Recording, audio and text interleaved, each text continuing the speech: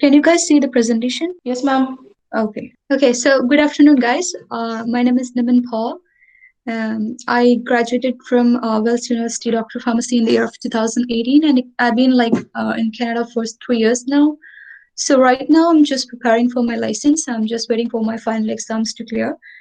So thank you. First of all, thank you for joining this section. So I think in May, I have taken an infectious disease module, and this is my second module on cardiovascular section. I hope you're doing great, right? So today we'll be discussing about hypertension. Did you guys read the topic? Did you guys go through the hypertension? I wanted the sections to be more interactive, so I hope you guys it'll be easy to be more interactive. You guys can hear me, right? Yes, ma'am. Okay. So, as we all know, hypertension, over 1 billion of people around the world has hypertension, or we can define hypertension as a high blood pressure, right? So, how do we define hypertension? Somebody? So, hypertension is basically can be defined as two numbers, which is the systolic blood pressure and the diastolic blood pressure, right? So, the systolic blood pressure, so as per the American College Heart Association, they divide the hypertension into class 1 and class 2. So, the class 1 hypertension, they give a threshold about 130 of systolic blood pressure and diastolic blood pressure of 80. So whatever above the 130 and 80 is they put it under the class 1 or stage 1 hypertension. But there are another classification of hypertension which we'll be going through on the diagnosis, how the diagnosis is made. So okay, so let's have a look at here. So 1 in 3 adults suffer from hypertension, which pretty much clear it is a very common disorder. Then 1 in 3 adults with hypertension do not know they have this disease, and 1 in 3 adults treating their hypertension cannot keep it under 140/90. So from this thing, which it is pretty much clear that the hypertension, there are several reasons. So we'll be discussing about what are the reasons behind the why the hypertension cannot be keep it under the target, which is 140/90. So first, let's have a look at the risk factors of hypertension.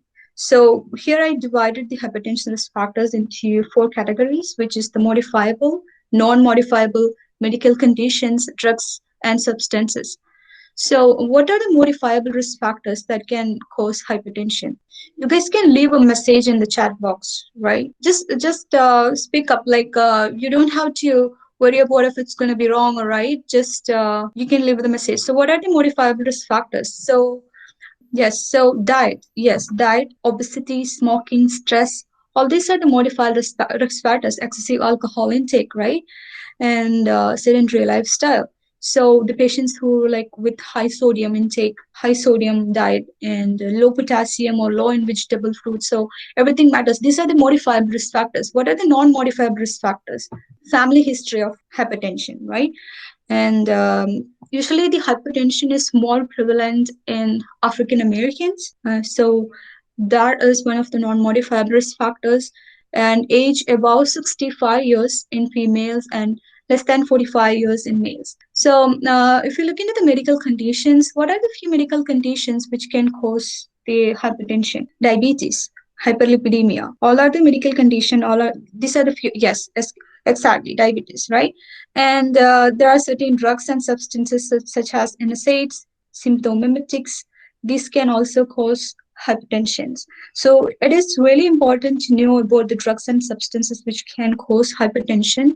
So whenever in the practice, when we come across with people having the hypertension, it is really important to know if they are on any kind of over-the-counter medication. So I think a lot of people are being taking NSAIDs for different kind of inflammation and stuff. NSAID is one of the major class of drug which is the one of the risk factor for hypertension, especially with the indomethacin and diclofenac and meloxicam. These are the 3 NSAIDs which can highly responsible for hypertension. And also antidepressants. There are antidepressants, steroids, sex hormones. These are the another classes of drugs and substances which can cause hypertension too.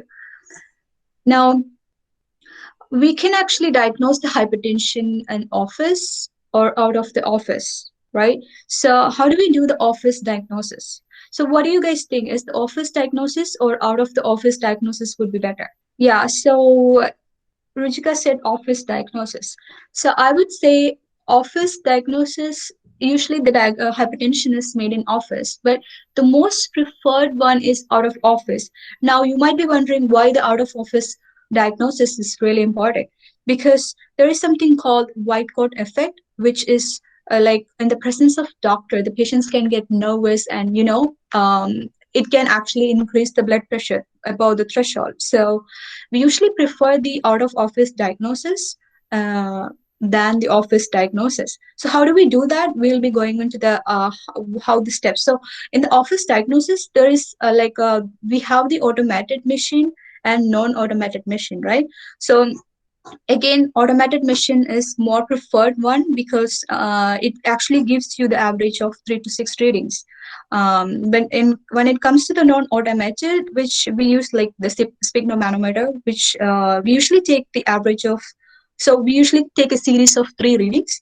Then we take the average of second and third reading. So guys, these are really important. How to take the blood pressure, like how to diagnose the blood pressure. It's just not like walking into the clinic or walking into the doctor's office and they just take a one reading and you seems to have like 140/90 and oh yeah, you have a hypertension. No, it's not. The diagnosis is not made like that. You have to take a series of 3 readings if you are using the non-automated machine, and you take the average of second and third reading. That's how the hypertension has to be diagnosed. So now, again, like I said, automated, we take the average of 3 to 6 readings, which is automated. So we don't have to worry. It automatically takes the readings, average of 3 to 6 readings. When it comes to non-automated, we take the average of second and third readings. So we disregard the first reading. So we take the series of 3 readings, but we disregard the first reading. We only take the average of second and third reading. And so how do we diagnose, how we make diagnosis? So the patient comes to the office, or if they are making a most of it probably like in case of very high, like hypertension emergency or urgency, those are like the hypertension will be diagnosed in the emergency settings, right? So if the patient comes in and if the patient's blood pressure is above 180 and 110, notice above 180 and 110, with or without end organ damage, we right away diagnose it as hypertension. Why? Because it is really high, right? So that is the hypertension crisis there. So we have to take the patients right into the, based upon if the patient have the end organ damage, or if the patient doesn't have the end organ damage, we have to take the patients to the ICU. If the patient have the end organ damage, then we have to do the treatment. We will be discussing further like the hypertension emergency at the end of the section. So if the patient have 180, above 180, 110, we right away diagnose it as hypertension. So here, then comes the 135 and 180. So if it is below 135 and 85 on the first visit, with A, which A stands here for the automated. So if the patient is using the automated machine and the average comes on the first visit less than 135 or 85, then we usually recommend the patients do an annual follow-up. We don't diagnose it as hypertension. We ask them to come next year, just take the reading again. If it is non-automated, we take 140/90. So if you could see here, there is a little bit difference in threshold when we use the automated machine and non-automated machine. Okay. So again, if it is less than 135 or 85, or if it is less than 140 or 90, we actually ask them to do an annual follow-up. Then what if it is above 135 or 85, or 140 or above 149, above 140/90 in non-DM? So here again, I differentiated with non-DM, non-diabetes patient and diabetes patient. So there is a difference in the threshold in diabetes and non-diabetes, which you have to be very clear. In diabetes, we have to go with 130/80. which is the standard like threshold we have to go. So if it is above this threshold, we have to do a further investigation. We cannot diagnose it right away. So on the first visit, we noticed this, we have to do a further investigation. So how do we do the further investigation? So we usually recommend the patients to do it out of office, which is the most preferred one, like I said in previous slide. So out of office, there are a few options for the out of office. So we have the ambulatory BP, which is actually a portable blood pressure monitor, which is attached to the body, and the patients can take so it automatically takes the daytime average or the 24 hours of average. So if it is above 130/80, that is the 24 hours of average is 130 above 80, then we diagnose it as a hypertension. When it comes to the home blood pressure monitor, which everybody which is pretty common, the people use the home blood pressure monitor, which we usually prefer the cuff one, which use the the arm, not the wrist. So again, home blood pressure, how do we take the home blood pressure? We should tell the patient, we should explain to the patient how to do it. It's just not the one reading. We ask them to take twice in the morning and twice at the night. So totally 4 readings in a day. And we ask them to take it for 7 days. Then we take the average of the second to 7 days reading. We disregard the first reading. So always disregard the first reading. So again, how do we take the home blood pressure? We take the series of 4 readings in a day. So how do we take 2 in the morning, 2 at night, and it for 7 days. So it will be 28 readings. Then we disregard the first reading and we take the average of second to 7 days reading. Then if it comes above 135/85, then we diagnose it as hypertension. And if the patient does not have access to the blood pressure monitor at home, then we ask the patients to come to office, and we diagnose it as we repeat the blood pressure we are monitoring, and we diagnose the blood pressure over 3 to 5 visits. Again, we take the average. Like I said, if it is automated, we go with the average of 3 to 6 readings. If it is non-automated, we go with the average of second and third reading. Okay. So this is really important, how we make the diagnosis of hypertension. Okay, especially when you go for your internships. I don't know how many of you are from the final years, first year, second years. You probably come across with a lot of cases in while you go for the ward rounds, and you probably come across with the doctors, that we will be discussing with the doctors how the hypertensions are. So this is the real way that we make the diagnosis of hypertensions. We just don't make the diagnosis right away when we see the patients having the so we usually know when we study, we always study 120/90 is the normal, which is not how the diagnosis is made. If it is above 120/90, that is hypertension. No, that is not hypertension. This is how the hypertension is diagnosed. Okay. Now we have to see who are the candidates for hypertension. Now we know that we diagnosed the hypertension.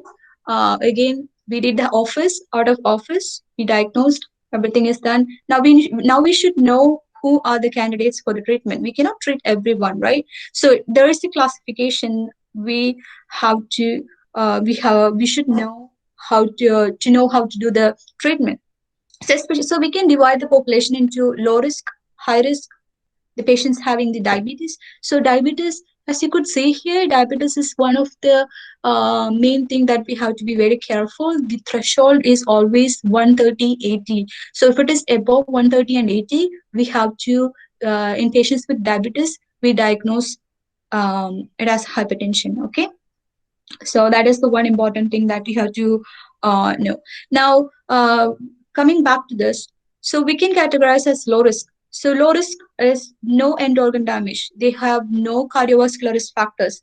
Cardiovascular risk factors, when I mean cardiovascular risk factors such as obesity, smokers, if they have a family history of premature cardiovascular death, or the age group. So these are the cardiovascular risk factors. So if they have no cardiovascular risk factors and they have no end organ damage, we classify those population as low risk population.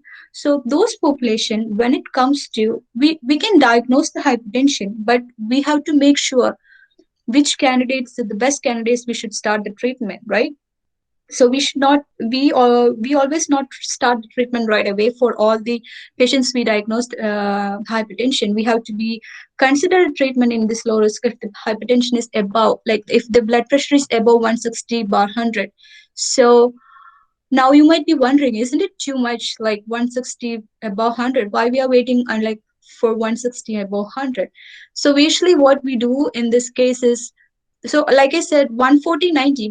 We can take a threshold as 140/90 for now. So our main target is to bring the blood pressure below 140/90, right? So we usually recommend low risk population, non-drug measures. We really do not start the treatment right away. We usually recommend them with the non-drug measures. So if it is above between 140/90 and 160/100, we usually recommend them non-drug measures. We don't start the treatment right away. Now, when it comes to high risk means they have a cardiovascular, clinical or subclinical cardiovascular diseases, or if they have a diabetes, not diabetes. I separated the diabetes, like I said, non-diabetes nephropathy. If they have any chronic kidney disease, if they have proteinuria, which is less than 1 gram per day, and if they have a cardiovascular risk, so there is an assessment for cardiovascular risk. So if it is the score is above 15, then if they, for all patients above 75 years of age, so all elderly people, right? So on the studies that made I highlighted here, they included a healthy elderly. So which means if the patient have no risk factors and if the patient is above 75, we consider them as the high risk category. See, it's really important to know all those things. So again, if the patient is 75 and healthy individual, no risk factors, no cardiovascular, nothing, we categorize them as high risk. In those patients, we consider treatment if the systolic blood pressure is above 130. So here, as you could see, we focus more on the systolic blood pressure, not the diastolic. So systolic blood pressure, if the systolic blood pressure is above 130, we start the treatment right away. And our target is to bring it down or below 120 mmHg. Now, when it comes to diabetes, like I said, we consider treatment if the threshold, if the blood pressure is above the threshold of 130/80. So it is pretty easy here. Low risk, high risk diabetes. So low risk, we wait until the patients have goes above the threshold of 160/100 to start the treatment, right? And if it is between 140/90 and 160/100, we start the non-drug measures. If the high risk, we have to consider treatment if the systolic blood pressure is above 130, and our target is to bring it down below the 120. If it is diabetes, we have to start the treatment if it is above 130/80, and our target is to bring it back to 130/80. Now, all other situations, like all other conditions, if it is the isolated systolic hypertension or any other conditions, we consider the treatment only if it is above 140 or 90. And our target is to bring it back to 140 or 90. So only usually the target in low risk and in other situations, all other conditions, is to bring it back to 140/90. But when it comes to high risk, it is to bring it back down to 120, or in diabetes, it is bring it down to 130/80. Okay. So now I hope you guys are clear about this. It's pretty much easy how to select the candidates for the treatment. It's not that complicated. Now, like I said, in low risk category, we have to focus more on the non-drug measures, right? So if it is, we can only start the treatment if it is above 160/100. So it actually has been taken from the guidelines, okay? So let's have a look at so I put it as a health behavior management rather than non-drug measures. So let's have a look at what are the non-drug measures or health behavior management for those patients.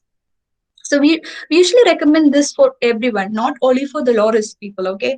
We recommend for the low risk, high risk. It goes alongside with the therapeutics or the pharmacotherapy. So the first thing is increase physical activity. So usually like a moderate intensity of exercise, like about 30 to 60 minutes, most days or a week. It actually recommended like moderate intensity exercise. What are the moderate intensity exercise? What are the few examples for the moderate intensity exercise, guys? So like brisk walking or bicycling or gardening or like just vacuum the home. It's actually a moderate intensity walking exercise. Yep, jogging. So then weight reduction. So we usually recommend the patients to do a weight reduction. So you usually recommend to keep it the body mass index below 25 for the with the waist circumference of 102 for the males and 88 below 88 for the females. So the target weight loss is like above 4 kg if the patient is overweight. So we target to reduce the weight at least 4 kg if the patient is overweight.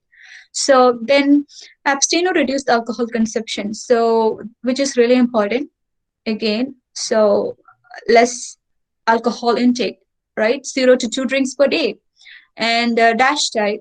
So what is dash diet? Dash diet is one of the most commonly recommended when it comes to the counseling of hypertension. So dash diet is nothing but like a diet rich in fiber, fruits, vegetables, high potassium.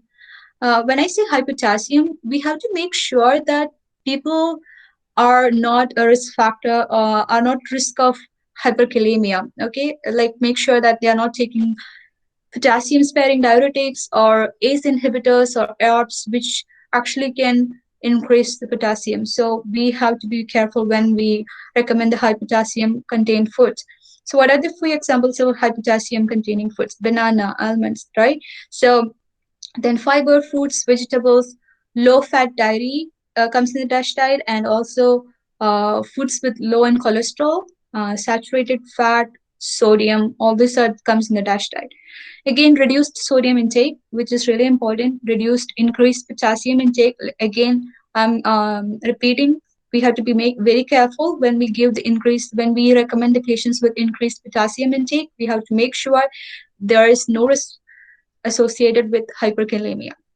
Then manage stress. So these are the few health behavior management we can recommend to the has non-drug measures to the patients. So let's have a look at which non-drug measure is the most effective in reducing the blood pressure. So when it, as per the studies have shown, systolic blood pressure dash diet is which is really one of the most effective in reducing the blood pressure, which systolic blood pressure. Then comes the exercise, then comes the weight loss. So this can be changing. It's just based upon the studies, but it's not accurate. Like it's it can change, so you don't have to remember these things, but yeah, I just put it here just to for the reference. So diastolic, when it comes to the diastolic, the most effective is in reducing diastolic blood pressure is the exercise, and then comes the weight loss, then comes the dash diet. Now before going into the hypertension management, let's have a look at the anti-hypertensive. So I'm going to have a quick um, go through with the anti-hypertensive. Okay, so is everything clear so far? Do you guys have any questions or anything? Okay, just give me a minute. Okay, I'm just trying to. So today I'm trying to finish the section. Like I put like 3 hours, but I'm trying to do my best to finish it as soon as possible, so you guys can. I don't want to hold you up, guys. So if it is going too long, I will give you guys a break between maybe I try to go through halfway, then we'll take a break for 15 minutes or 20 minutes, then we'll come back and we'll continue. Okay, and again, I just want the sections to be more interactive, but so far you guys are like keep quiet, which is okay, but I hope by the end of the sections you guys will ask questions and make it more interactive. And so just give me a minute, I'm just trying to see the. All right, so perfect. So let's have a discuss about the diuretics first. So we have. I'm trying to see if I can use the highlighter, which I cannot use. I thought I can use the highlighter, so I can mark something, but it seems like I cannot. Okay, whatever, it's fine. Okay, so let's have a look at the diuretics. So first we are going to discuss about the diuretics. So I'm going to going through the antihypertensive. Like I'm not going to spend too much time on this because you probably might have like learned 100 times, 1,000 times about antihypertensives. Which so I'll be focusing on more on important key points in each class of medications, which you have to know when it comes to the practice. Uh, okay, so as you could see here, I have the nephron, which we are all familiar. So just go with the my mouse pointer, okay? So we have we know what are the different diuretics like, right? So we have the thiazide diuretics, we have the osmotic diuretics, we have the loop diuretics, we have the potassium sparing diuretics, right?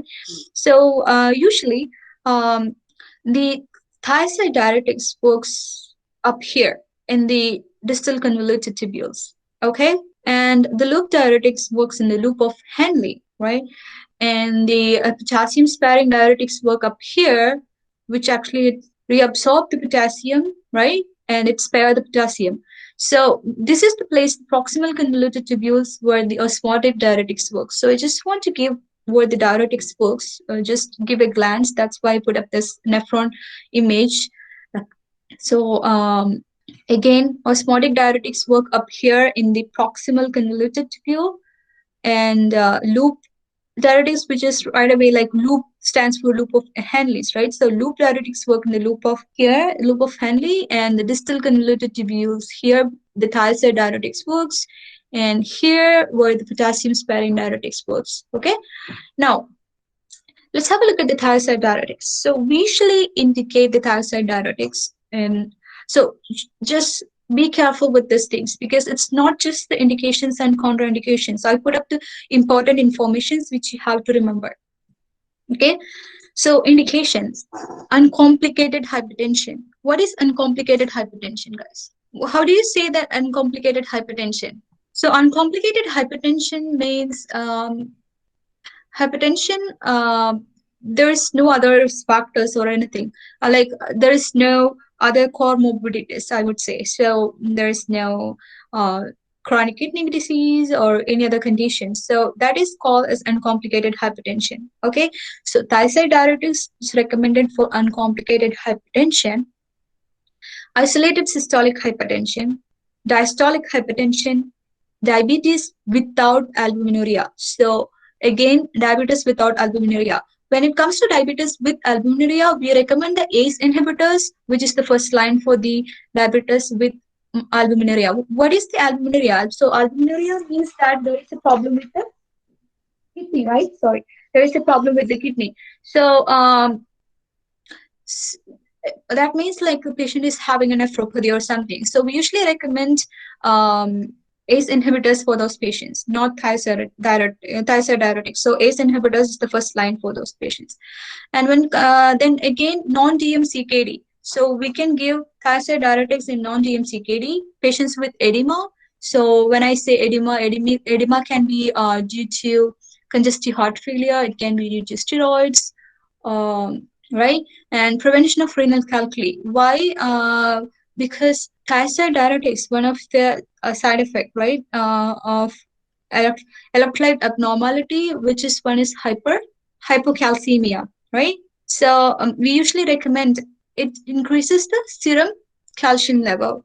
So which means it prevents the renal calculi. Don't confuse again here. Hypocalcemia. So hypocalcemia is one of the side effects or the adverse effect of thiazide diuretics. So now you must be wondering how it comes prevent the renal calculi. So now you might be wondering why, how come it prevent the renal calculi if it causes hypercalcemia? So it actually, what happens is like it increases the excretion of renal calculi, right?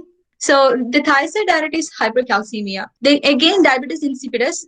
So diabetes insipidus is like thiazide diuretics. So usually the diuretics increases the diuresis, right? So it increases the water excretion. So now diabetes insipidus is usually with people have high urination, right? So now why we are using thiazide diuretic in diabetes insipidus? Then because it's actually thiazide diuretics increases the concentration and decreases the urine volume. So that's how the thiazide diuretics works in diabetes insipidus. Okay, then we can use it as in preeclampsia in pregnancy, and in stroke or TIA, we use it with ACE inhibitors. So one of the main important thing you have to remember is the stroke, so which we use with ACE inhibitors.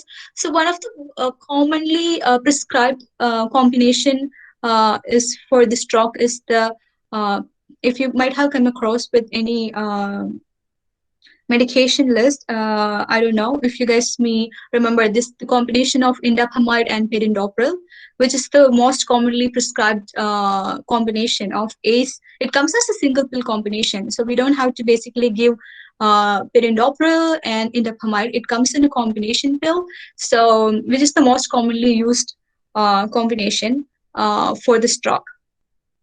Give me the examples of thiazide diuretics. So what are the commonly used thiazide diuretics? Anybody? What are the thiazide diuretics, guys? Yes, chlorthalidone, right? Thiazide itself stands for what? Hydrochlorothiazide is one of the most commonly used, yes. So we have the chlorthalidone. Chlorthalidone is actually not commonly prescribed one because it has this problem. It's really hard to increase or decrease the dose of chlorthalidone because it comes actually, we cannot, it is a non-score first of all, so we cannot split the tablet, and I guess chlorthalidone only comes in a few strengths. So the most commonly prescribed thiazide diuretics is hydrochlorothiazide.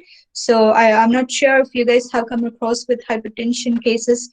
You probably might have noticed thiazide diuretics is one of the most commonly prescribed the hydrochlorothiazide is most commonly prescribed thiazide diuretics. Okay, so here I put in indications.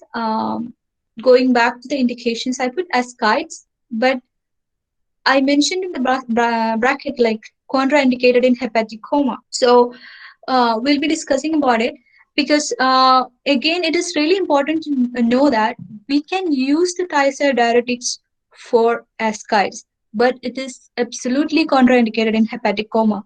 Why? Because in hepatic coma, patients have this. It can lead to, when we use the thiazide diuretics, it can lead to alkalosis, and it actually can trap. So already the liver is like down, right? So and the liver can trap the ammonia and it can cause encephalopathy.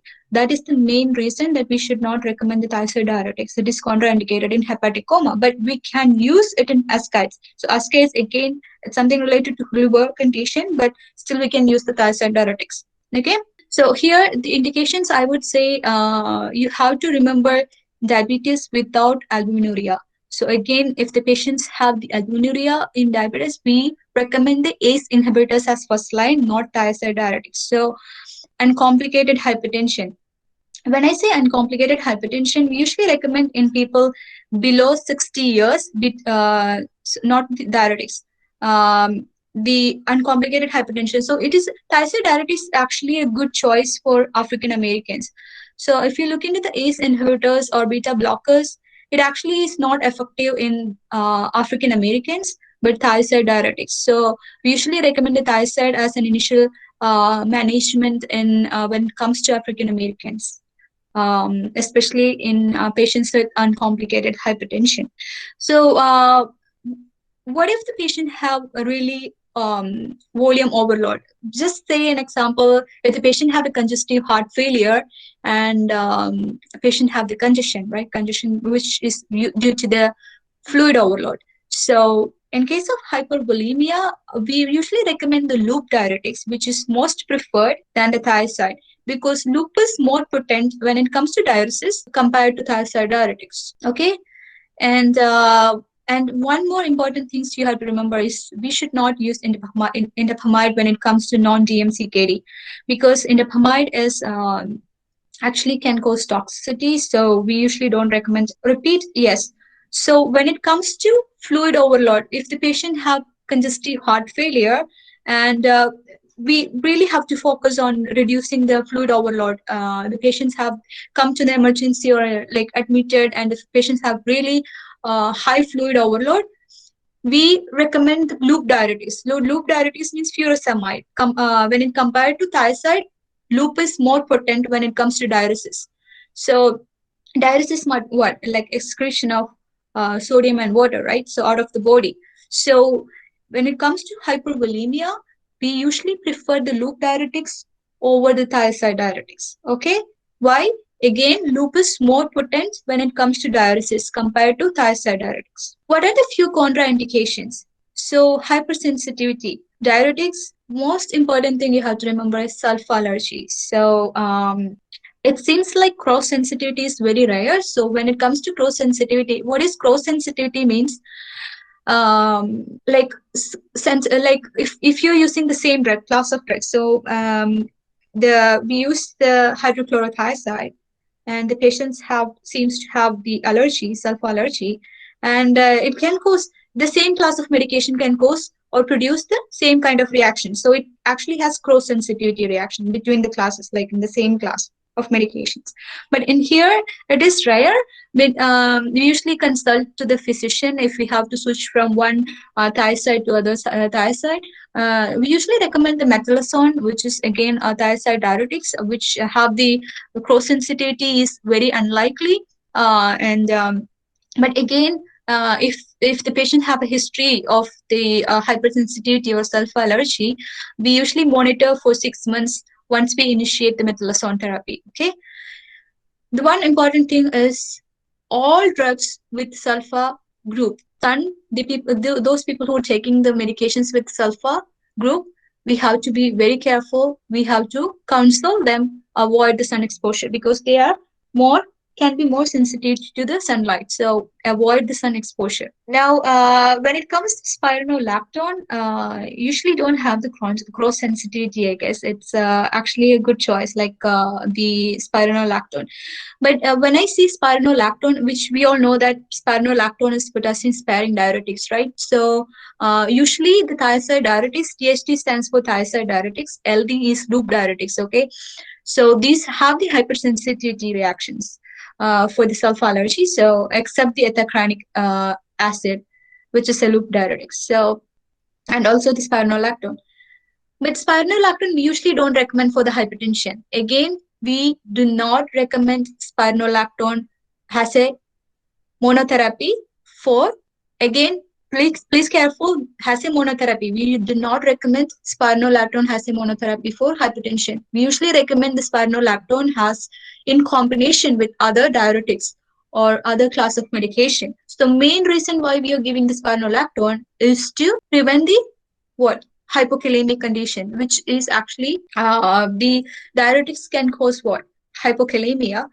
So we'll be discussing about the electrolyte abnormalities associated with the diuretics later. So we usually recommend the potassium sparing diuretics as an add-on therapy, or in combination with other diuretics. We never recommend it as a monotherapy. Okay, not that point. When it comes to anuria, we don't recommend the thiazide diuretics. So on those patients with anuria, anuria means urine output of less than 100 mils per day. So in those patients, it is due to the acute renal failure. It can be due to hemolysis. So usually recommend the osmotic diuretics, which is the mannitol. Okay. And hepatic coma, like I said, it is contraindicated in hepatic coma because it can cause alkalosis, trap of ammonia, and it can cause encephalopathy. Okay, so pretty much very clear. I didn't put a lot of contraindication. These are the few contraindication which you have to remember when you practice as a clinical pharmacist. Okay. Now let's have a look at the most common adverse drug reaction. So thiazide diuretics can cause hypokalemia, hyponatremia, hypochloremia, hypomagnesemia. So here, one thing I have to mention is the relation between the hypokalemia and hypomagnesemia. If there is a hypokalemia, there is always a hypomagnesemia. Just remember like that. So hypokalemia and hypomagnesemia is actually you can connect them both. If the patient have hypokalemia, it can be related to hypomagnesemia and vice versa. So hypokalemia, hyponatremia, hypochloremia, hypomagnesemia, these are the most common. When it comes to calcium, hypercalcemia. Okay, so one thing here you have to note is patients with parathyroid problems. If the patient is going for a parathyroid test and if we notice that patient is on thiazide diuretics, we have to make sure that patients stop the thiazide diuretics for a while during the test time, because it can interfere with the parathyroid test. It can show false positive because thiazide diuretics causes hypercalcemia. Okay, so we have to be very careful. It can interfere with the parathyroid test. So when it comes to the electrolyte abnormalities, it is more increased risk in elderly and in patients with renal impairment. So in order to avoid the hypokalemia, we recommend the patients with potassium-rich food like banana, almonds, and I put some drug interactions as well here in the notes. So hypercalcemia, vitamin D actually can increase the hypercalcemia. So this is one of the drug interactions. We have to be careful. Patients are not on vitamin D. And topiramate, corticosteroids, which are the two class of drugs which can increase the hypokalemia. So again, those are the drug interactions, but I just put up there along with the electrolyte abnormalities. So you just can relate and study. You know, when you study, you have to relate the stuffs and study so that you can remember. Now, again, hypokalemia. In order to avoid the hypokalemia, what we do, we recommend the patients to take potassium-rich food, right? And when they are on the thiazide diuretics. When it comes to, and also the drugs which cause hypokalemia are the topiramate and corticosteroids. Those two class we have to remember. Now, hypercalcemia. So everything is hypo except the calcium is hyper. So hypercalcemia, vitamin D, and parathyroid test. These are the two key points you have to remember. Now, diabetes and hyperlipidemia. So thiazide diuretics can actually interfere with the metabolic conditions, and it can induce diabetes and hyperlipidemia. So when I say this, I put dose dependent. So both of are dose dependent. So if you just say that we start the patient on hydrochlorothiazide 12.5 milligrams, which is the smallest dose, I guess. So I don't know if that's the smallest dose available in India, but which is the smallest dose available here. So if we start the patient on 12.5 milligrams, it's not going to cause diabetes, you know. It only happens when it with high dose of thiazide diuretics. So that's why I said dose dependent, okay? Both the diabetes and hyperlipidemia are dose dependent. So just you have to be very, you have to remember this, hyperlipidemia, what are the things that it can increase? So it can increase the LDL, triglycerides, and total cholesterol, okay?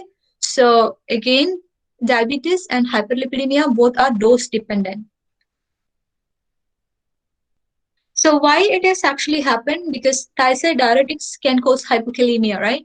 So it actually interferes with the insulin secretion. So it decreases the insulin secretion and it increases the insulin resistance, which actually leads to diabetes. Again, like I said, it only happens at high dose. It's not an area. So the other thing you have to remember is when we read about the area, when we go through this area doesn't means contraindication. So if the patients have gout, for example, if the patient comes with gout, can we start the patient on thiazide diuretics? If the patient needs, if there is a compelling indication which requires the thiazide diuretics, we have to start the thiazide. The area doesn't mean they are contraindicated. We have to monitor the patients. That's what the pharmacists do, right? We have to monitor the patients for any adverse effect and we have to treat accordingly. Either we have to reduce the dose or we have to treat the gout, right? So that's how the treatment is done.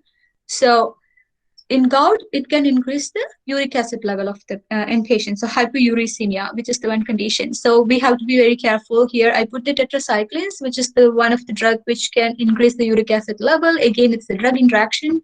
So we have to be very careful with the tetracyclines. Okay. Now, when it comes to arrhythmia, why arrhythmia is an area? Because obviously electrolyte abnormalities. So arrhythmia is all about the electrolyte, right? So potassium, hypokalemia, hyponatremia, so it can cause arrhythmia too. Now, orthostatic hypertension. most of the diuretics and the blood pressure medication, hypertension is one of the main thing, especially when it comes to vasodilation. If there is a mechanism involved with vasodilation, it can cause orthostatic hypertension. So thiazide can cause orthostatic hypertension, and it can increased risk of orthostatic hypertension with alcohol, opioids, barbiturates, and other antihypertensions, which can cause orthostatic hypertensions. Again, it increases the risk with alcohol, opioids, barbiturates. So again, those are the drug interactions. So we recommend the patients to avoid alcohol intake, opioids, barbiturates, okay, while they are on thiazide diuretics. Now let's have a look at a few more drug interactions. So I put it like very important drug interactions you really have to know when you come into practice. The first really important thing to know is lithium, the interaction with lithium. So if we have to start a patient on lithium when they are on thiazide diuretics, can we start them on lithium? Yes, we can. We do not have to worry about the drug interaction. We can. But what we should do, we have to manage, there is a management we have to do. We have to decrease the lithium dose by 50%. So we should not start with high dose of lithium, because it can increase the thiazide diuretics can increase the lithium level in the blood. So we have to decrease the lithium dose. Can we start? Yes, we can start. But we have to be very careful decreasing the lithium dose by 50%. And also we have to monitor the serum concentration. So we usually recommend the patients to monitor electrolytes like sodium and potassium in lithium toxicity. So, and also one important thing is we educate the patient to um, look out for the symptoms of lithium toxicity. So usually the patients will have the hand tremor. So we usually ask the patients, if they are on thiazide and lithium, usually ask them to just look out for the any signs and symptoms associated with lithium toxicity, which is usually the hand tremor, which is the first sign the patient can show, like the hand tremors. So usually educate the patients to look out for the symptoms of lithium toxicity. Now, the important thing is digoxin toxicity. So, it is actually digoxin toxicity is actually due to diuretic-induced hypokalemia. So, the patient is on thiazide diuretics, okay, and the patient develops hypokalemia. Now, we have to start the patient on digoxin. That digoxin is going to cause toxicity. Again, we start the patient on diuretics. Now the patient developed hypokalemia after a long time of therapy. The patient produced hypokalemia, and now suddenly we have recent or a compelling indication to start the digoxin. It's gonna cause digoxin toxicity. So again, can we start the digoxin? Yes, we can. We don't have to worry about the drug interaction. So when we assess a case study or a case in the hospital, two important things is, not all areas are contraindications. Not all drug interactions are contraindications.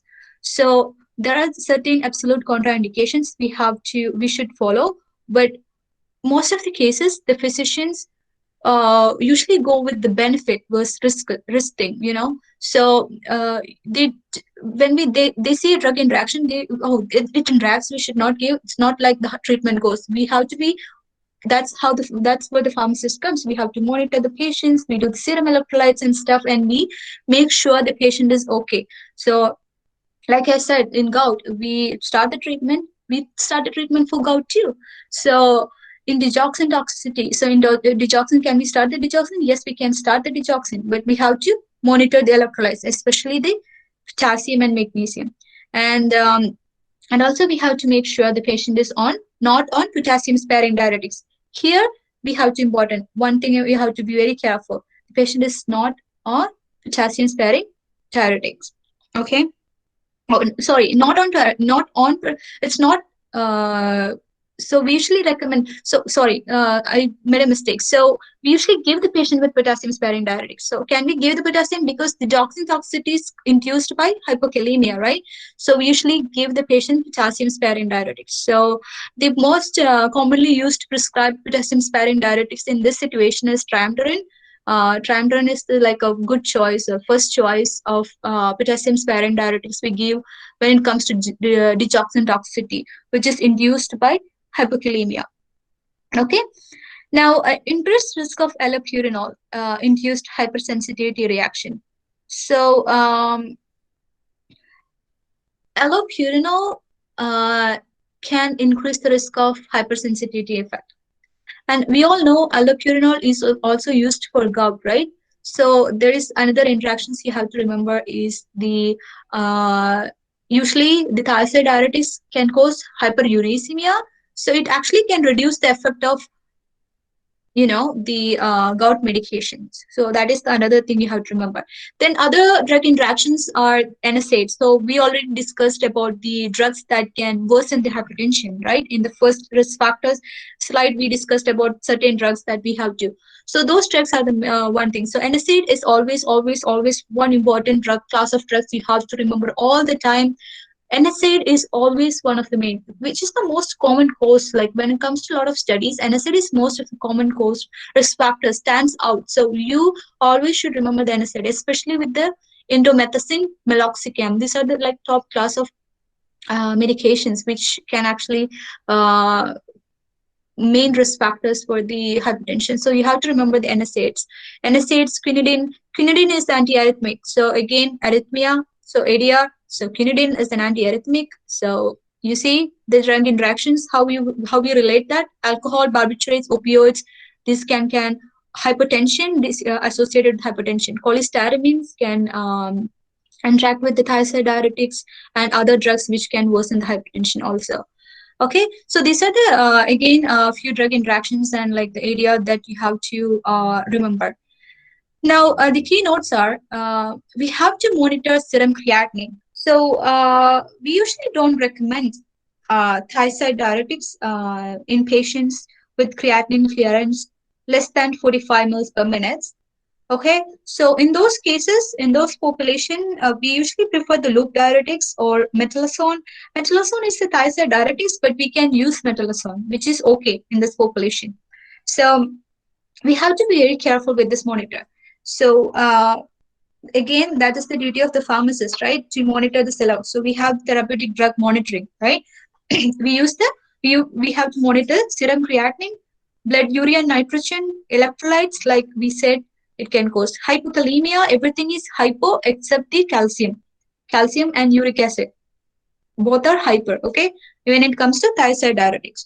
So we monitor the electrolytes. We monitor the blood glucose, lipids. Do we have to monitor the liver function, AST and LST?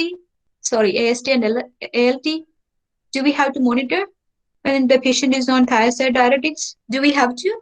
We usually don't have to monitor the LFT and so we usually don't have to monitor the liver function, or we usually focus on the kidney things. So we usually do the serum creatinine, blood urea nitrogen, electrolytes, blood glucose, lipids. Again, blood glucose and lipids, dose dependent. Okay, we already discussed blood glucose and lipids are dose dependent, but still we do a monitoring of blood glucose and lipid, especially if the patient is already having the diabetes, so and hyperlipidemia conditions. So we have to be very careful in those category. So again, blood glucose and lipid is dose dependent, only happens in with high dose. We don't have to worry when we are initiating the therapy in low dose. We don't have to worry. So major thing is serum creatinine and blood urea nitrogen. Again, the patient, we have to be very cautious in patients creatinine clearance less than 45 mils per minute. So we usually recommend the loop diuretics or metolazone on those category of patients. Okay. Now, let's have a little bit more detail about the serum creatinine. So we all know that a high level of serum creatinine can cause interstitial nephritis. So what is right? So monitoring the serum creatinine is really important when we initiate the therapy, when we initiate the thiazide diuretics. When it comes to blood urea nitrogen, we all know urea is produced by what? Liver, right? And it actually is produced by liver as a waste product of protein digestion. Now, and then this urea is eliminated through kidney. So high blood urea nitrogen means what? Either there is an impaired kidney function, right? Or in patients with heart failure, again, patients with heart failure will have what?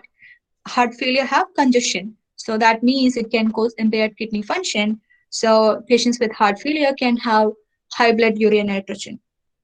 Patients who are on high protein diet, because again we said urea is produced by liver as a waste product of protein digestion. So patients who are on, like people who are on high protein diet have high blood urea nitrogen. And also the patients who are like dehydrated. In dehydration, the blood urea nitrogen can elevate. Why? Because the urea elimination by kidney is interfered when it comes to dehydration, right? So that's the reason. So again, the common scenarios where we can see high blood urea nitrogen is like patients with impaired kidney function, high protein diet, or dehydration. So let's have a look at this. If the patient is on diuretics and patients show high blood urea nitrogen, what we should do? As a pharmacist, we come across with the study and we see that patient having high blood urea nitrogen, and we see that the patient is on thiazide diuretics. What are the things that we have to go through? Like we have to go through in our mind when we see that. So we have to see if the patient is dehydrated, right? We should not be, oh my God, the blood urea nitrogen is very high. We should stop with thiazide diuretics. No, that's not what we should do. We should start from the start. Like we should see if the patient is on dehydration, if the patient is taking enough fluids, and or if the patient is passing too much urine, or patient is passing the urine or not passing the urine. So we have to be. So if everything is okay, then still the blood urea nitrogen is high, then we have to decrease the dose. So that means that is related to thiazide diuretics. So we should not stop the diuretics, we decrease the dose. What if the patient takes diuretics and it shows the electrolyte shows the lab investigation shows less blood urea, like blood urea nitrogen is below the baseline. So that means either the patient is hypervolemic.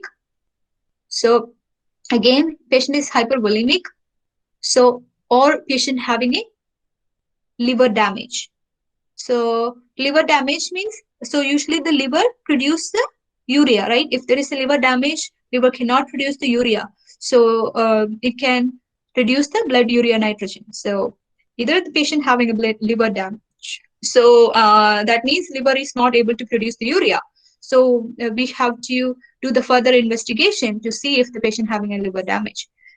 Or the patient is hypervolemic. So hypervolemic means the thiazide diuretics dose is not enough for the patients. In that case, we have to increase the dose of the patient.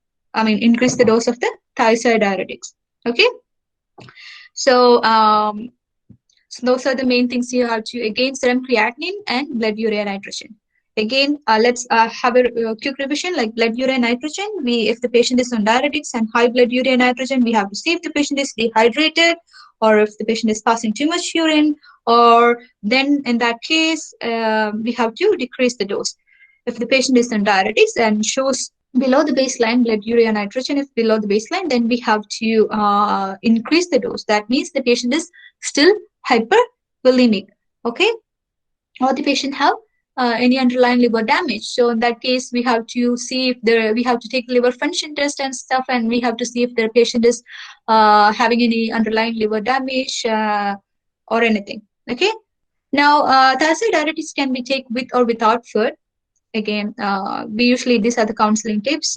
Be careful if using contact lens, because dry eye is one of the adverse effect of thiazide diuretics. So it can cause dry eye. So dry eye, because see, the thiazide diuresis causes diuresis, right? So it actually is creating the water out of the body. So dryness, we can relate the dry eye with those the mechanism, right? So we have to be very recommend the patients when they use the contact lens to be very careful with using the contact lens. Avoid sun exposure Why we avoid? Because all sulfur containing drugs increases the sun sensitivity. So we have to avoid the sun exposure. Avoid the diuretics after 4 p.m. Because why? Because it can cause excessive urination at night, right? So we usually recommend the patients in the morning, the thiazide or any diuretics we recommend in the morning, not after 4 p.m. Conflicting data regarding safety on pregnancy and breastfeeding. So there is one thing I have to mention here is that in pregnancy, we recommend the diuretics, but we have to be very careful with the thrombocytopenia or the plasma expansion when it comes to the pregnancy, because diuretics, again, it goes diuresis. We have to be very careful with the plasma expansion in pregnancy. We just have to monitor the patient, but still we can use the thiazide diuretics in pregnancy, okay? So these are the key points regarding thiazide diuretics. Now let's have a look at the loop diuretics. So now we know the thiazide diuretics. Loop diuretics is pretty much easy. Indication is edema. So here, like I told you guys, like the loop diuretics is very highly potent when it comes to hypervolemia. So we usually recommend the loop diuretics if there is edema or associated with congestive heart failure, congestion, a hypervolemic condition, oliguria, where we need to excrete out a lot of urine out of the body. We recommend the loop diuretics. Treatment of hypercalcemia. So here, one thing we have to remember, loop diuretics decreases the hypercalcium in the body. So thiazide diuretics cause hypercalcemia, but loop diuretics causes hypocalcemia. That is the one reason we recommend the loop diuretics in patients having hypercalcemia. So mild to moderate hypertension in patients with heart failure or CKD, but again, it's not a first line. So major indications for loop diuretics is edema associated with heart failure. It can be associated with liver cirrhosis or renal disease or anything. Oliguria. Oliguria means what? Urine volume more than 100 or between 100 or 400 mils per day. So in those cases, we recommend the loop diuretics. The key notes is it's more potent. Again, loop diuretics are more potent than thiazide and potassium sparing diuretics because it's acts at the loop of Henle and it goes high diuresis. So it increases the blood glucose and uric acid level. It's same as the thiazide diuretics. Again, blood glucose, it's dose dependent. It decreases the potassium, sodium. It can cause hypovolemia because again, it's a potent diuretic, so it can cause hypovolemia. And it decreases the calcium too. That is the reason we recommend the loop diuretics in hypercalcemia. But we do not restrict the salt intake in patients on loop diuretics. Why? Because in diuretics, because it actually reduces the sodium by itself, right? So we do not restrict the salt intake in those patients because we have concerns about arrhythmia and electrolyte abnormalities can cause arrhythmia and stuff. So we have other concerns. So we usually do not restrict the salt intake. We know that restriction of salt intake is one of the most common, very, very common non-drug measures for hypertension, right?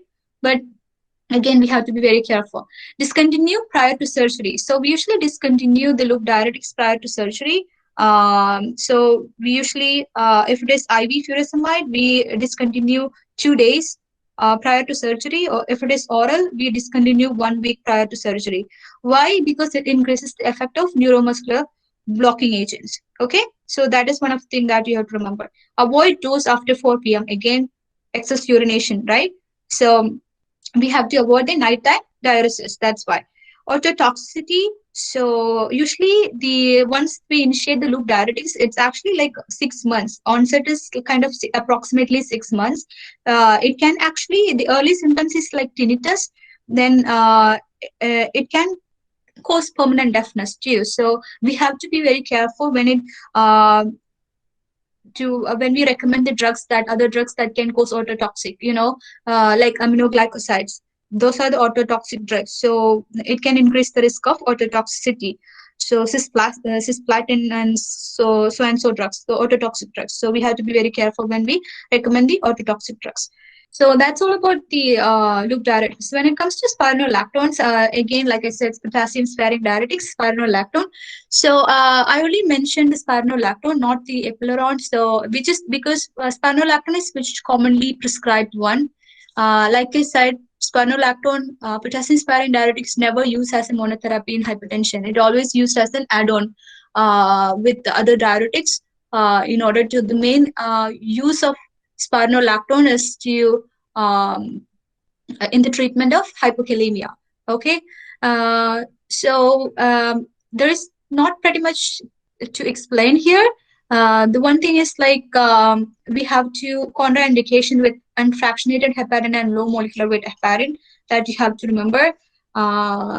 So that is the one thing here in contraindication. Then ADR is hyperkalemia. Because why unfractionated low molecular? Because of the hyperkalemia. Okay, that is the reason we usually contraindicated. Then ADR is hyperkalemia, hyponatremia, gynecomastia. So gynecomastia is one of the common ADR when it comes to the class of aldosterone. So spironolactone is a mineral MRA, right? So mineralocorticoid and antagonist. So it actually can cause gynecomastia. So, but when it comes to epileron, it actually causes less gynecomastia compared to spironolactone. And due to hyperkalemia, hyponatremia, it can cause lip cramps, rashes.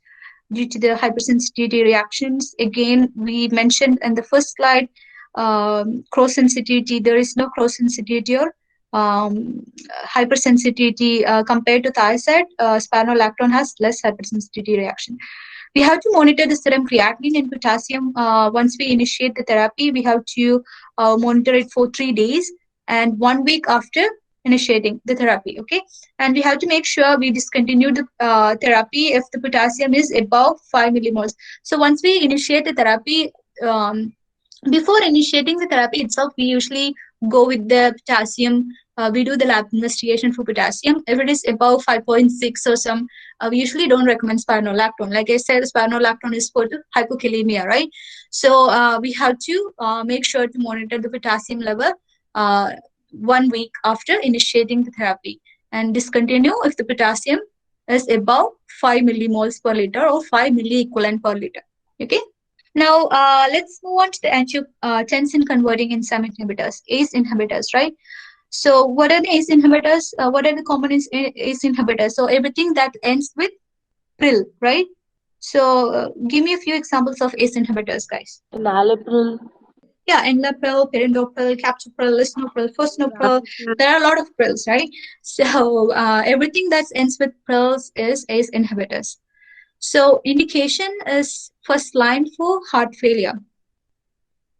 Do you guys remember when I mentioned in the first slide diabetes with albuminuria? What is the first line agent? ACE inhibitors, right? So if the patient have a diabetes and if the patient have associated kidney condition, which is diabetic nephropathy, ACE inhibitors is the most important, like it's the first line agent. Always remember that, okay? So again, first line for the heart failure. So we'll be discussing about the heart failure in next class or in 2 days. I don't know if it is tomorrow, right? Yeah. And there is a triple therapy for heart failure, which consists of ACE inhibitors, which is the golden therapy. It's a triple therapy for heart failure. It's the ACE inhibitors, beta blockers, and MRA. So these are the 3 combination drugs we give in heart failure. And ACE inhibitors is really good. Why? The ACE inhibitors is actually, what is the mechanism of action of ACE inhibitors, guys? So ACE inhibitors is pretty much clear. It inhibits the ACE enzymes, but it also decreases the cardiac and vascular tissue hypertrophy. So it is a really good choice for heart failure. And it actually, the another thing about this is it's actually cause accumulation of bradykinin, which actually can cause vasodilation, but actually is also associated with dry cough. So we'll be talking about that in the adverse effect. So if you look into the indications, hypertension with left ventricular hypertrophy. So again, ACE inhibitors decrease the cardiac and vascular tissue hypertrophy. That is the reason which is a good choice. Myocardial infarction, diabetes mellitus with kidney disease or CKD. we recommend the ACE inhibitors in post-MI. But the one thing here we have to remember is when we recommend the ACE inhibitors in African Americans. So in African Americans, it's less effective, but you have to be very careful. It's not an absolute contraindication. If the African Americans have an uncomplicated hypertension, we usually don't initiate ACE inhibitors as an initial therapy. But if they have a compelling indication, such as if the patient have heart failure, or these are the three compelling indications where it doesn't matter if the patient is African American or not, we should start ACE inhibitors. What are the three conditions? Heart failure, chronic kidney disease, if the patient have myocardial infarction. So these are the three situations where we start the ACE inhibitors, regardless if the patient is African American. Now, contraindication, again, hypersensitivity. So cross sensitivity is not evident in when it comes to ACE inhibitors. History of angioedema. So again, the reason why it is less effective in African Americans is because of the angioedema. So African Americans tends to produce 3 times more, tends to produce the angioedema. So if the patient, especially if the patient have a history of angioedema by ACE inhibitors, again, it's just not a history of angioedema, it's a history of angioedema by ACE inhibitors. So we usually do not recommend the ACE inhibitors again. And in pregnancy, the first trimester is uncertain, but in second and third trimester, it can cause fetal renal failure or intrauterine growth restriction. But having said that, we might have come across with cases where we see the physician prescribes ACE inhibitors in second and third trimester. Like I said, as a pharmacist, if we see that, we do not have to worry and we say that, oh, we should not recommend ACE inhibitors. It's not like that. Sometimes the physicians goes with benefit and risk ratio, if they see that in the pregnancy, second and third trimester, there is no other good choice, and there is a compelling indication where we have to initiate the ACE inhibitors, the physicians actually initiate the ACE inhibitors, and they actually monitor for any adverse effect. That's all they can do. And there is a concerns. Studies have shown concern in pre-contrast coronary angiography. So it is something. Because of the it can cause it is because of the hyperkalemia associated with ACE inhibitors, so it can cause CKD. So we usually stop ACE inhibitors if the patient is doing the pre-contrast coronary angiography. Now, adverse reactions, angioedema, so most prevalent in African American, like I said, we also called as quick edema, rash, hypertension. We have to be very careful when we most of the people, not all the people, when we initiate ACE inhibitors, this develop angioedema. So how do we manage the angioedema once the patients have this, if the patient develops the angioedema? So we can educate the patient. That it's gonna develop some edema, and should we discontinue the therapy if the patients develop angioedema? Should we discontinue? So if it affects the face and lips, we have to discontinue. If it affects the larynx or tongue, it can be fatal. So what we should do, we give the epinephrine if the symptoms involve the larynx or tongue. Or can we switch to a different ACE inhibitor when patient develops the angioedema? No, ma'am. Usually, all the ACE inhibitors have that side effect of angioedema. No? Yes, exactly. So we usually cannot switch to another ACE inhibitors, which is not an effective option. So we usually what we do is we switch the patient to angiotensin receptor blockers. So it can develop angioedema, but when compared to ACE inhibitors, it's very, very less. So we usually switch the patient. So angiotensin receptor blockers, if you could see therapy management, wherever you go, if you take the Dipiro or whatever the textbooks you refer, you always see that ARBs comes as a backbone of ACE inhibitors. So whenever the patient doesn't want the ACE, not doesn't want, like the patient cannot take the ACE inhibitors, if there is a reason we cannot continue the ACE inhibitors, we switch the patient from ACE to ARB. So that ARBs is always like a backbone for the ACE inhibitors. So that's how you should remember.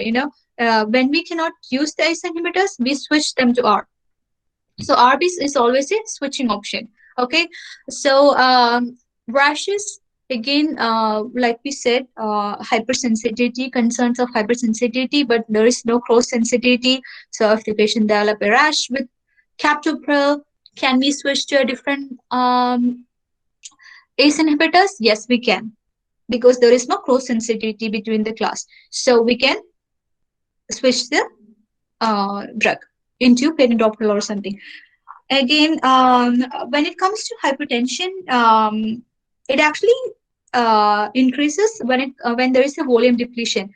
So when I say volume depletion, if the patient, for example, ACE inhibitors is a choice for heart failure, right? So in heart failure, we sometimes in heart failure, like especially in patients having congestion, we start aggressive diuretic therapy, especially loop diuretics. We start aggressive diuretic therapy. In those patients, there will be excessive volume depletion. So in those patients, we have to be very careful. We have to monitor for the hypertension. So especially in heart failure, patients on aggressive diuretic therapy, or patients on dialysis, So what we should do if the patient on diuretics and we have to start the ACE, what we can do? We usually start the ACE at half the usual dose. So whatever the usual dose we recommend, we started with half the usual dose. So we can avoid the hypertension. And also we educate the patient to consult the physician if they develop, if they have the vomiting or diarrhea.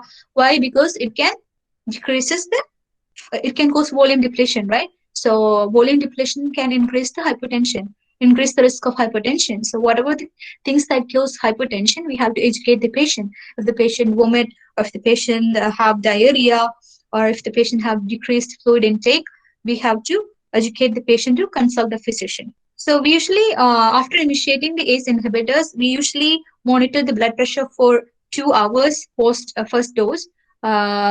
Major concern is because of the hypertension. So we always do and the patient is getting the ACE inhibitors for the first time, we usually monitor the BP for 2 hours post first dose. Okay. Now cough, again, it is because due to the accumulation of bradykinin. So usually the cough is dry and non-productive, and it is more prevalent in East Asians and non-smokers, females, and patients with heart failure. Again, how do we manage this? We discontinue the ACE inhibitors. Either we discontinue or we switch to what? ARBs. So that is how we manage the cough.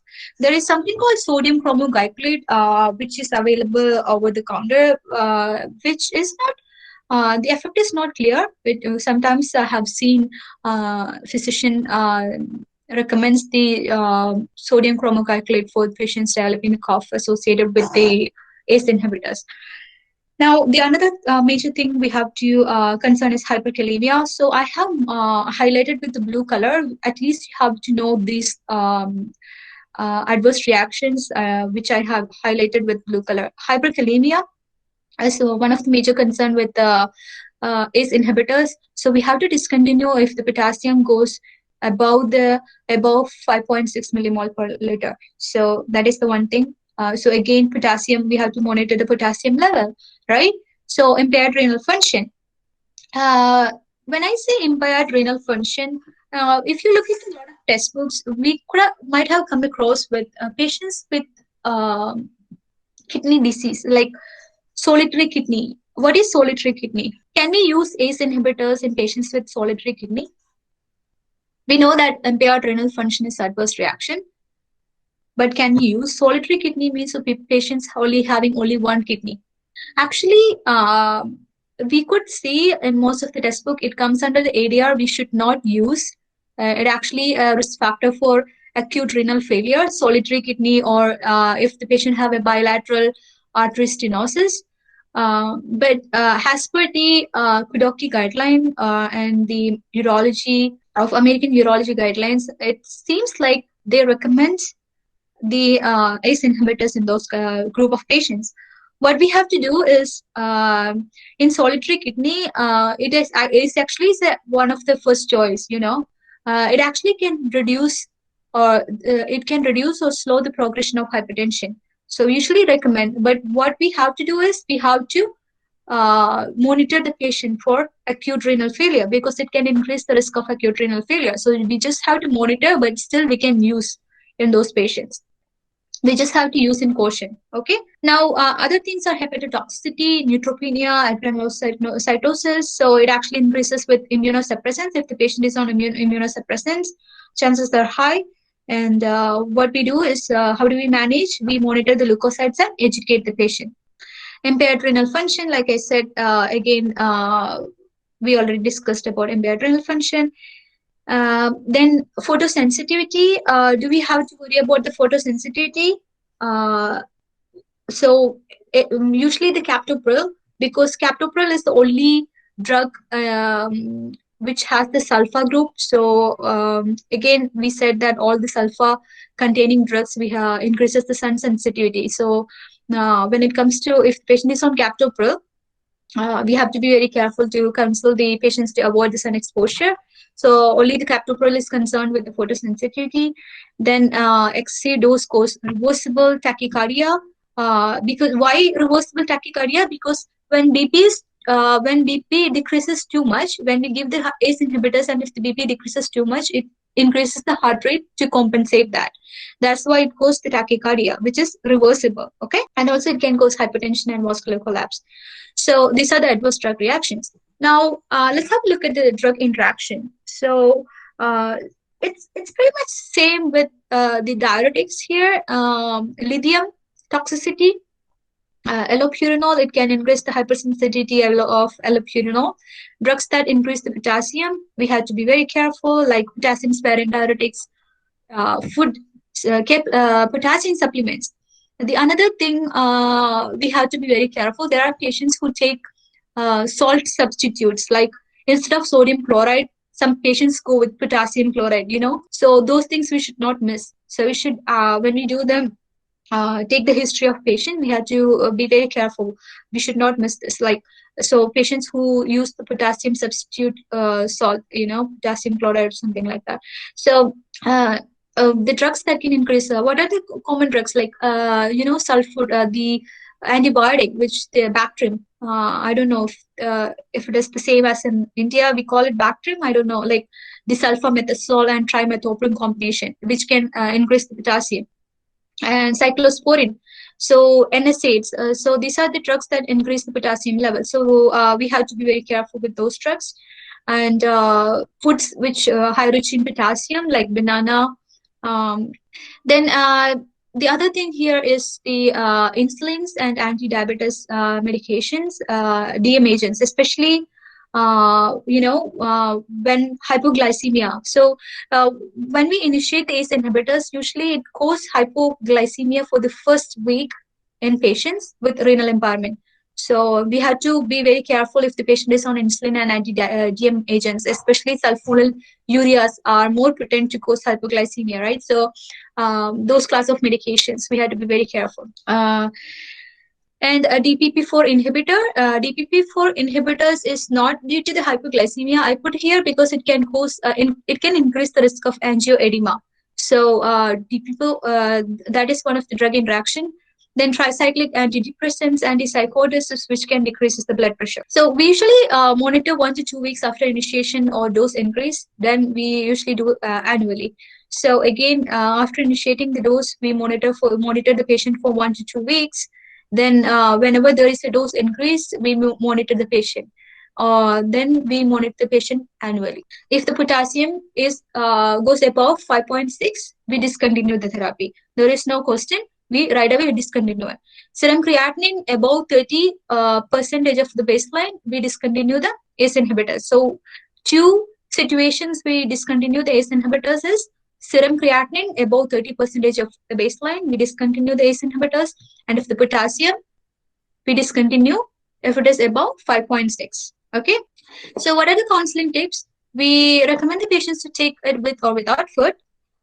We always recommend the patients to take the antihypertensive agents at same time every day, so which will be more effective.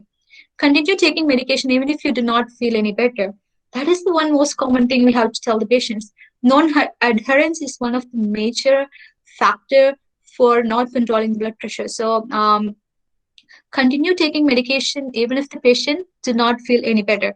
So sometimes patients can complain, after taking medication, they can come and complain, there is no change in the blood pressure. I don't feel good. I feel the same. So it takes time. So we have to make sure to educate the patient to take medication even if they don't feel any better. Avoid eating too much food rich in potassium and salt substitute like potassium chloride, like I said. It may cause dizziness. Change your position carefully. So orthostatic hypertension, one of the concern. So if the patient is in supine position, we usually don't want the patients to get up right away. We have to be very careful to educate the patient and changing the position carefully.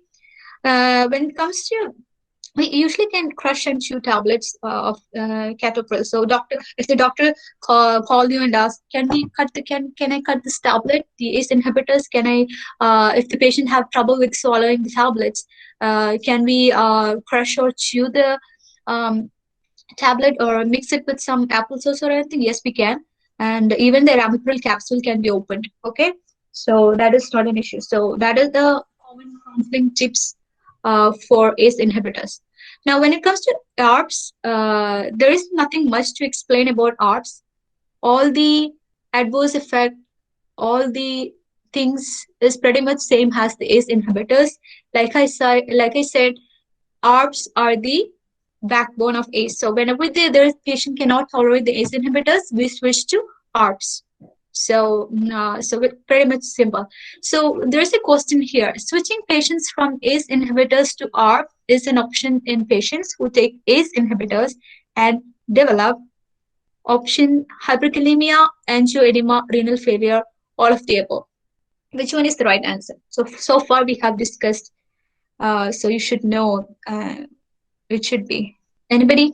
Ma'am, it could be all of the above because um, if angioedema is limited to facial and lips muscles, so we could switch from ACE inhibitors to ARBs.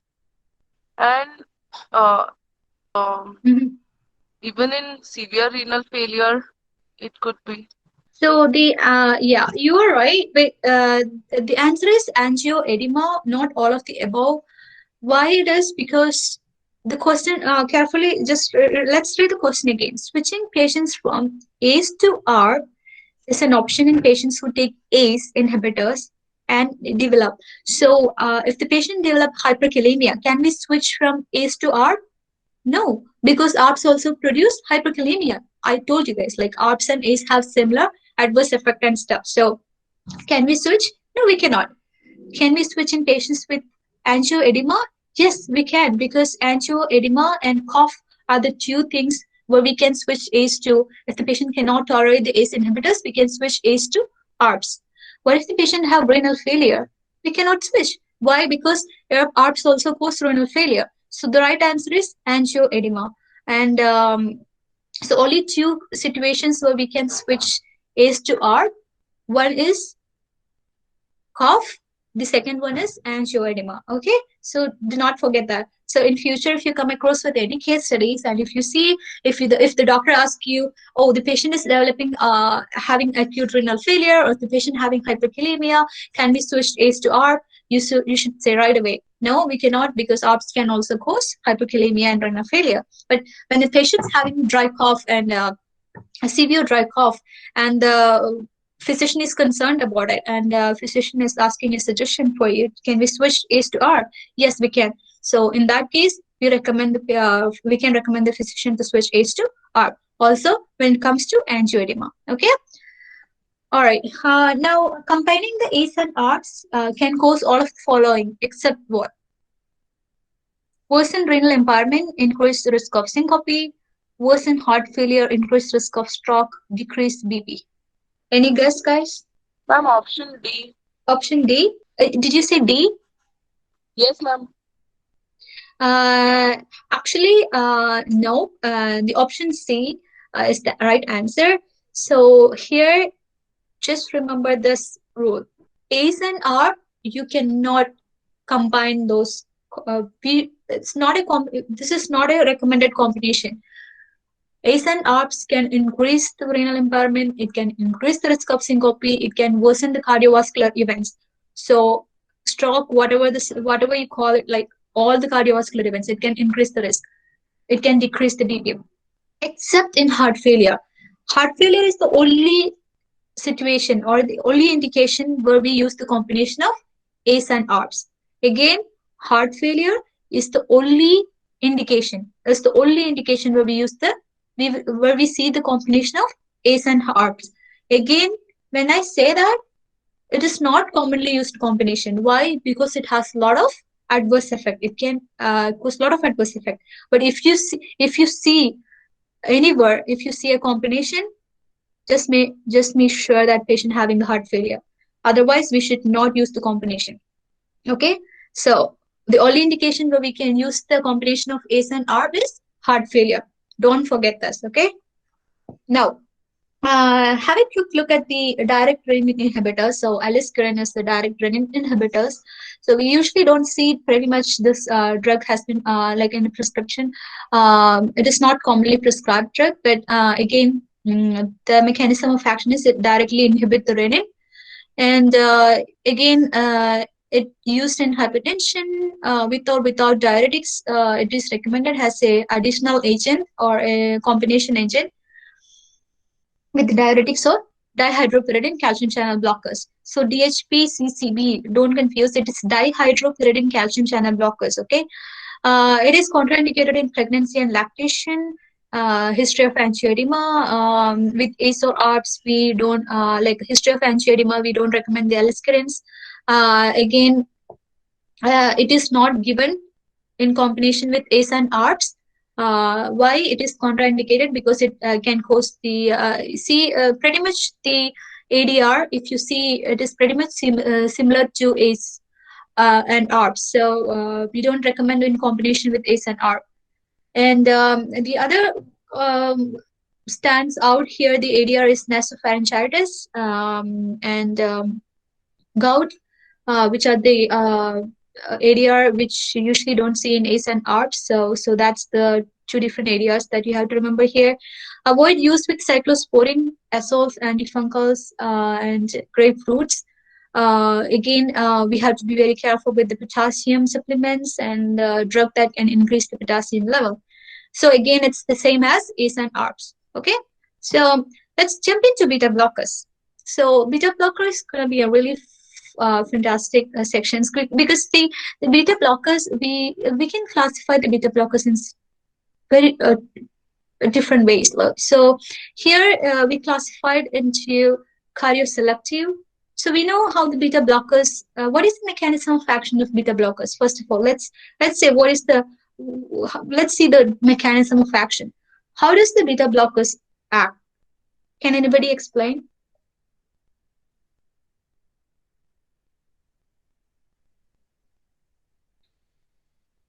So it acts by competitively blocking the beta-1 adrenergic receptor in heart, right? So what are the effects associated with this mechanism? It decreases the heart rate, which we call chronotropic, negative chronotropic effect, right? And it decreases the contractility, which is the negative inotropic effect. It decreases the cardiac output. Remember these things when I say, because it's really associated with ADR. So when we discuss the ADR, when we discuss the contraindication, the mechanism is really important. You should be very clear with the mechanism if you have to know about the contraindication and the adverse reaction. So again, it decreases the heart rate. So we call it negative chronotropic effect. Decreases the contractility. So it has the negative inotropic effect. It decreases the cardiac output. It can decrease the slow. It can slow down the AV nodal conduction, right? So so beta blockers have cardioselective. So cardioselective means it's actually bind to beta-1 receptors present in the heart. So this heart is the only place we found the beta-1 receptors. No, we can see beta 1 receptors in GIT, kidney, eye, right? So, like beta 2 receptors too. So, that is also associated with some areas, so which we'll be further discussing. So, let's have a look at the cardioselective beta blockers. So, I put up a word here called word IMAB. So IMAB N. So IMAB stands IMAB. So E stands for esmolol, M stands for metoprolol, A stands for acebutolol, etanolol, bisoprolol. So you just can like note it down, or it's easy to remember, this way. So again, IMAB is the cardioselective agents. Non-selectives are propinationals. So propinationals. So that's how. So propinationals: propranolol, pindolol, nadolol, timolol, sotalol. So those are the non-selective. So we have few vasodilator beta blockers, which are the carvedilol and labetalol, and beta blockers with ISA. ISA is intrinsic sympathomimetic activity. So intrinsic sympathomimetic activity are the acebutolol, pindolol, and oxyprenol. So these are the three beta blockers. So at least you have to know this classification, guys, because it's really important. When we use it for different indication, it's really important to know these cardioselective, non-selective. When I say cardioselective, the one thing I have to press is that when we increases the dose of beta blockers, it can lose the cardioselectivity. Especially, for example, nebivolol, if it is a cardioselective with less than 10 milligram, but if it increases the dose above 10 milligram, it loses its cardioselectivity. So that is the one thing you have to know, that beta blockers, especially the cardioselective beta blockers, can lose its cardioselectivity when we increase the dose. So let's have a look at what are the common indications. So we usually use beta blockers in angina. So there is, if you read the product monograph, you might have come across that we should not recommend beta blockers in patients less than 60 years old. Sorry, above 60, not below, above 60. Why we usually do not recommend in elderly beta blockers? Because it's first thing is because of its adverse effects. It can associated with fatigue, dizziness, all the CNS effects. And usually in the elderly, they already will have less cardiac output, and beta blocker can aggravate the condition. So we usually don't recommend if it is an uncomplicated hypertension or we usually don't recommend beta blockers in above 60 years old. Okay, we have to remember this. But there is three situations we use beta blockers regardless of age. Like we said in ACE inhibitors, where we use three situations where we use ACE inhibitors regardless of the race, which is the African American. We see if the patient have what? We said if the patient have CKD, myocardial infarction, heart failure, we use ACE inhibitors regardless if the patient is African American. Like same beta blockers, we use beta blockers regardless of age in three situations. If the patient have angina, if the patient have post-MI, if the patient have heart failure. So these are the three situations. Regardless of age, we initiate beta blockers in those patients. So even if the patient is above 60, we initiate. If the patient have angina, if the patient have post-myocardial infarction, if the patient have heart failure, regardless of age, we initiate it. Okay? So for heart failure, the best evidence is with the carvedilol and the bisoprolol are the two commonly used beta blockers in heart failure. So tomorrow we'll be discussing about that in detail. And so it actually has the class effect, rather than we usually don't recommend all the beta blockers. It has a class effect. Sotalol is an anti-arrhythmic agent. Rather than it's used as an anti-hypertensive, it is used as an anti-arrhythmic. Okay, so it's usually recommended and also the esmolol. So these are the two medications where we use it for arrhythmia rather than hypertension. And like I said, carvedilol and bisoprolol are the two medications that we use for the heart failure. But one thing you have to remember is carvedilol is only used for stable heart failure. We will not recommend it for decompensated heart failure. So, like I said, we will be discussing much about heart failure tomorrow, so you don't have to worry about it. Just remember that what are the classification of beta blockers, okay? Then when it comes to beta blockers with intrinsic sympathomimetic activity, so usually beta blockers can cause bradycardia significant. So if there is a concern of severe bradycardia, or if there is a concern about metabolic abnormalities like glucose, so it can beta blockers can mask the hypoglycemia, especially in patients on anti-diabetic medication. So if those are the concern, we usually give the beta blockers with intrinsic sympathomimetic activity because it has least um, action on blood glucose and lipid levels. So we usually recommend the ISA, beta blockers with ISA in those patients in those categories where they cannot tolerate the bradycardia, severe bradycardia or anything. So let's have a look at the, like I said, we already discussed hypertension below 60 years old, but we can use above 60 in compelling indication angina, post-MI heart failure. Now let's have a look at the contraindications. We do not recommend, again, hypersensitivity. When it comes to severe bradycardia, so how do we define the severe bradycardia? The heart rate below 50 beats per minute. So we have to make sure before initiating starting the therapy. So we usually do not say, okay, we start the therapy and we see bradycardia.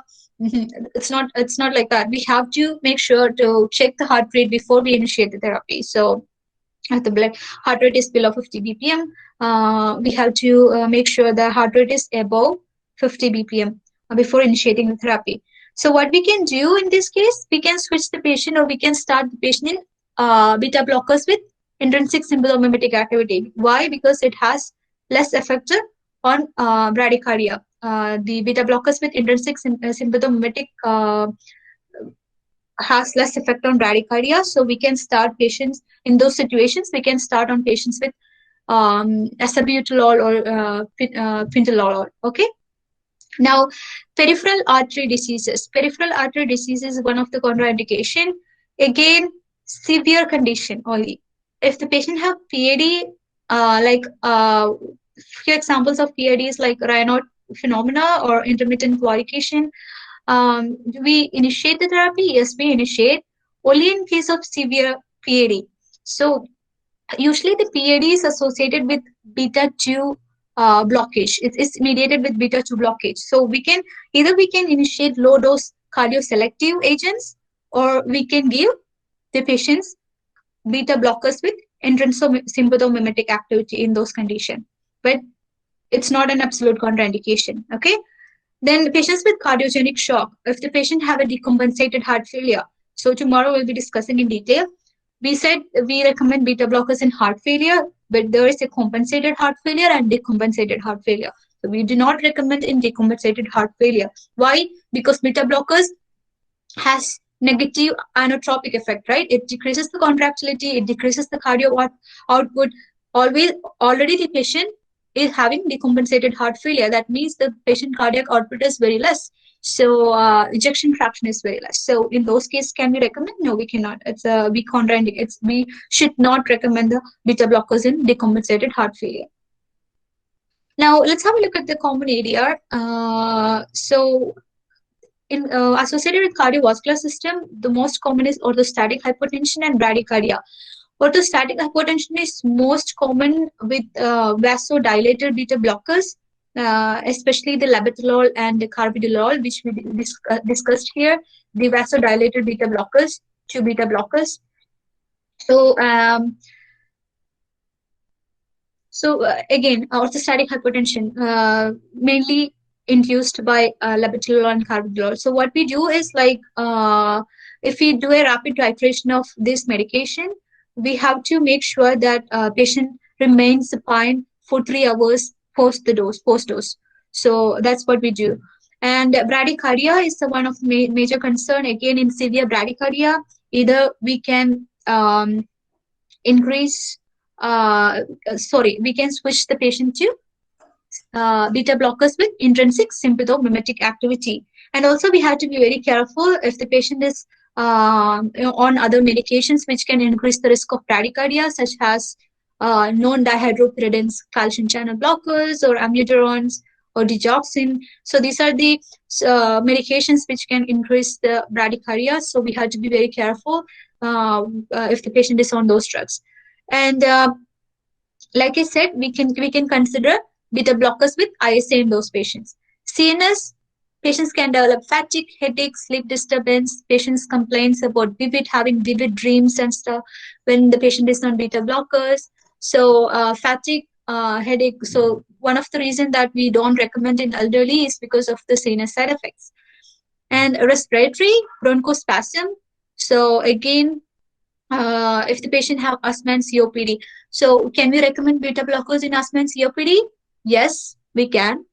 So we might have seen, like, if the patient has asthma and COPD, we should not use beta blockers. But thing is that we can use beta blockers, but only thing we have to be very careful here is we have to, either we can initiate a beta 2 agonist. So for example, if the patient having asthma and the patient having the heart failure, then we have to initiate the beta blockers. When I say heart failure, don't confuse it with the decompensated heart failure, okay? So we have to initiate the beta blockers, and the patient having asthma. Should we not use, should we stop using beta blockers? We cannot stop, because what, heart failure is the main thing that we have to control, right? So we initiate the beta blockers, and what we do is we initiate the symptoms of asthma. We control the symptoms of asthma by initiating a beta 2 agonist too. So, or another thing we can do is we can switch to a cardioselective. We can start on a low dose of cardioselective, because again, the bronchospasm is associated as beta 2 blockage, right? So instead of giving them a non-selective, we can go with a low dose of cardioselective agents. Okay. When it comes to endocrine, it can mask the symptoms of hypoglycemia. Okay, so again, patients can develop hypoglycemia, especially patients taking sulfonyl ureas and insulin. So we have to be very careful. It can worsen the hyperlipidemia. So in those cases, again, the good choice is to switch the patient, or we can initiate the therapy with beta blockers with ISM. In skin, it can exacerbate psoriasis. Again, it's not a contraindication. We just have to treat the psoriasis. That's all. When it comes to reproductive, I didn't put all the ADR because there is a lot of ADR. Most of the anti-hypertensive agents can cause sexual dysfunction, except the ACE inhibitors. So you just have to remember that. And there are so these are the most common. So how to manage the bradycardia caused by beta blockers? We already discussed. How do we manage that? So we can start. We can either we can use the intrinsic beta blockers with intrinsic sympathomimetic activity, right? But what if the patient develops severe bradycardia while on beta blockers? How do we manage that? What is the first choice? Anybody? We can initiate on ISM, beta blockers with ISM, but what if the patient develops, after initiating the beta blockers, and the patient develops a severe bradycardia? How do we manage in an emergency situation? So we usually give IV glucagon, which is the first choice, okay? So IV glucagon is the first choice in managing the bradycardia associated with beta blockers, okay? We also can give atropine, which is basically it acts on the parasympathetic outflow, and it increases heart rate. So atropine is also used in managing the bradycardia, but the first choice is IV glucagon. Okay. So can we abruptly withdraw the beta blockers? Can we stop if we think the beta blockers, we don't need the beta blockers anymore? How do we stop the beta blockers? Can we stop right away? What if the patient having emergency surgery or something, and we have to stop beta blockers? What do we do? Anybody?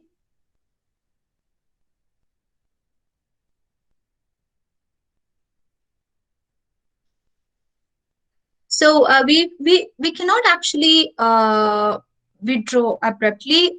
We have to avoid that because it can cause severe hypertension and it can increase the risk of angina. So what we usually do is we usually taper the dose over 2 to 4 weeks.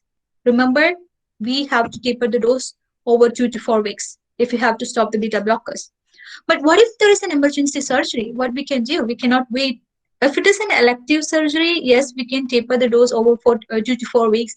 But what about an emergency surgery? How we do? So, what do we do in this situation? The physicians give, or the physician give the patient, initiate the patient on isoprotenolol. So that is one of the medication that we used if we have to reverse the effect of beta blockers before the emergency surgery. Okay, so I will type down the drug name here. Isoprotenolol.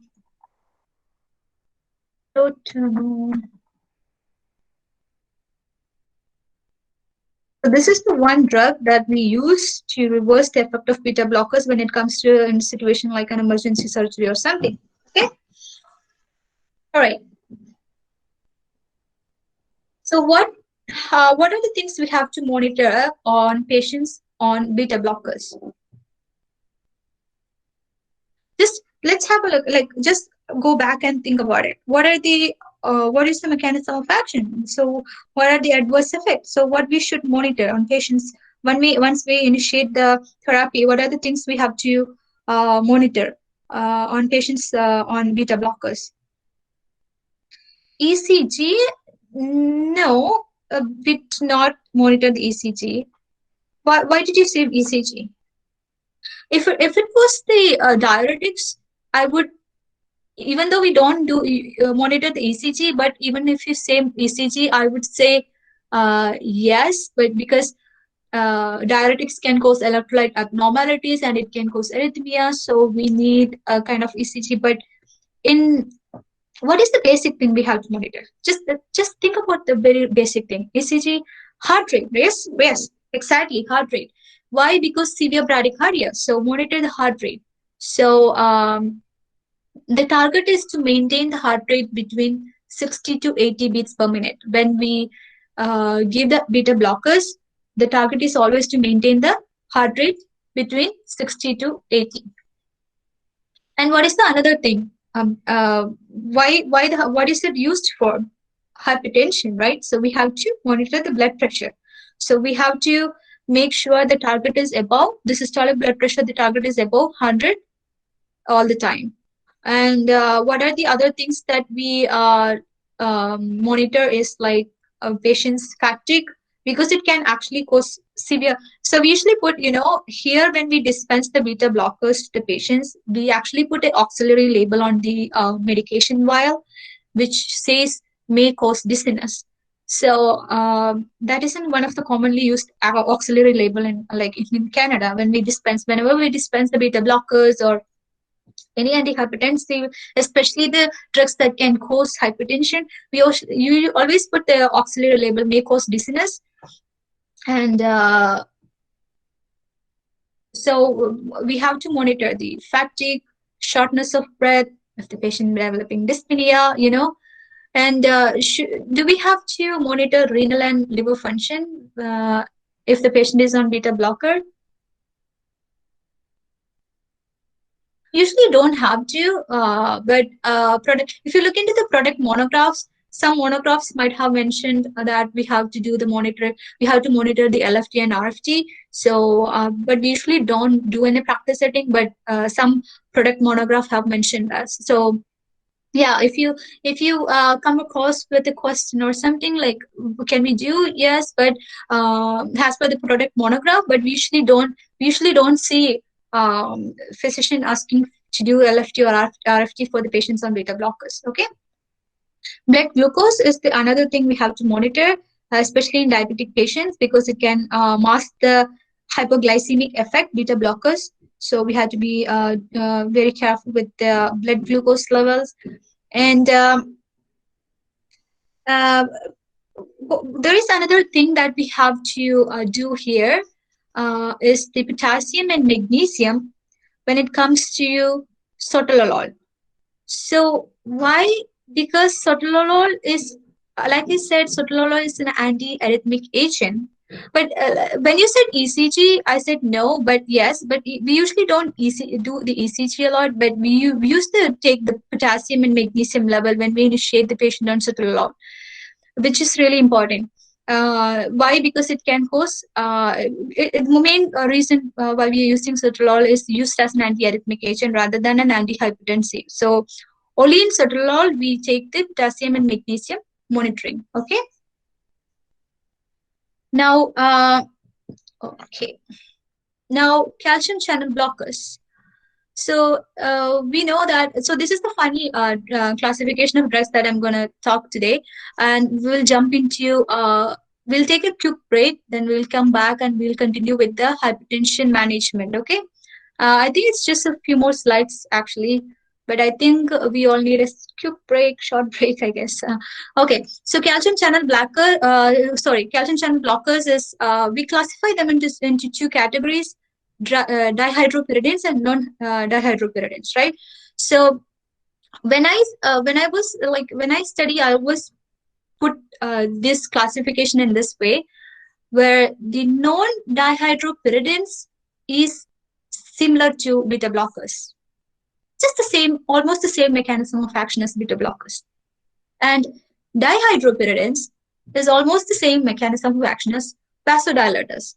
So that is the reason in most of the situation we see we do not recommend non-dihydropyridines with beta blockers. If we have to start a calcium channel blockers as an additional agent, we usually go with dihydropyridines, not non-dihydropyridines. Why?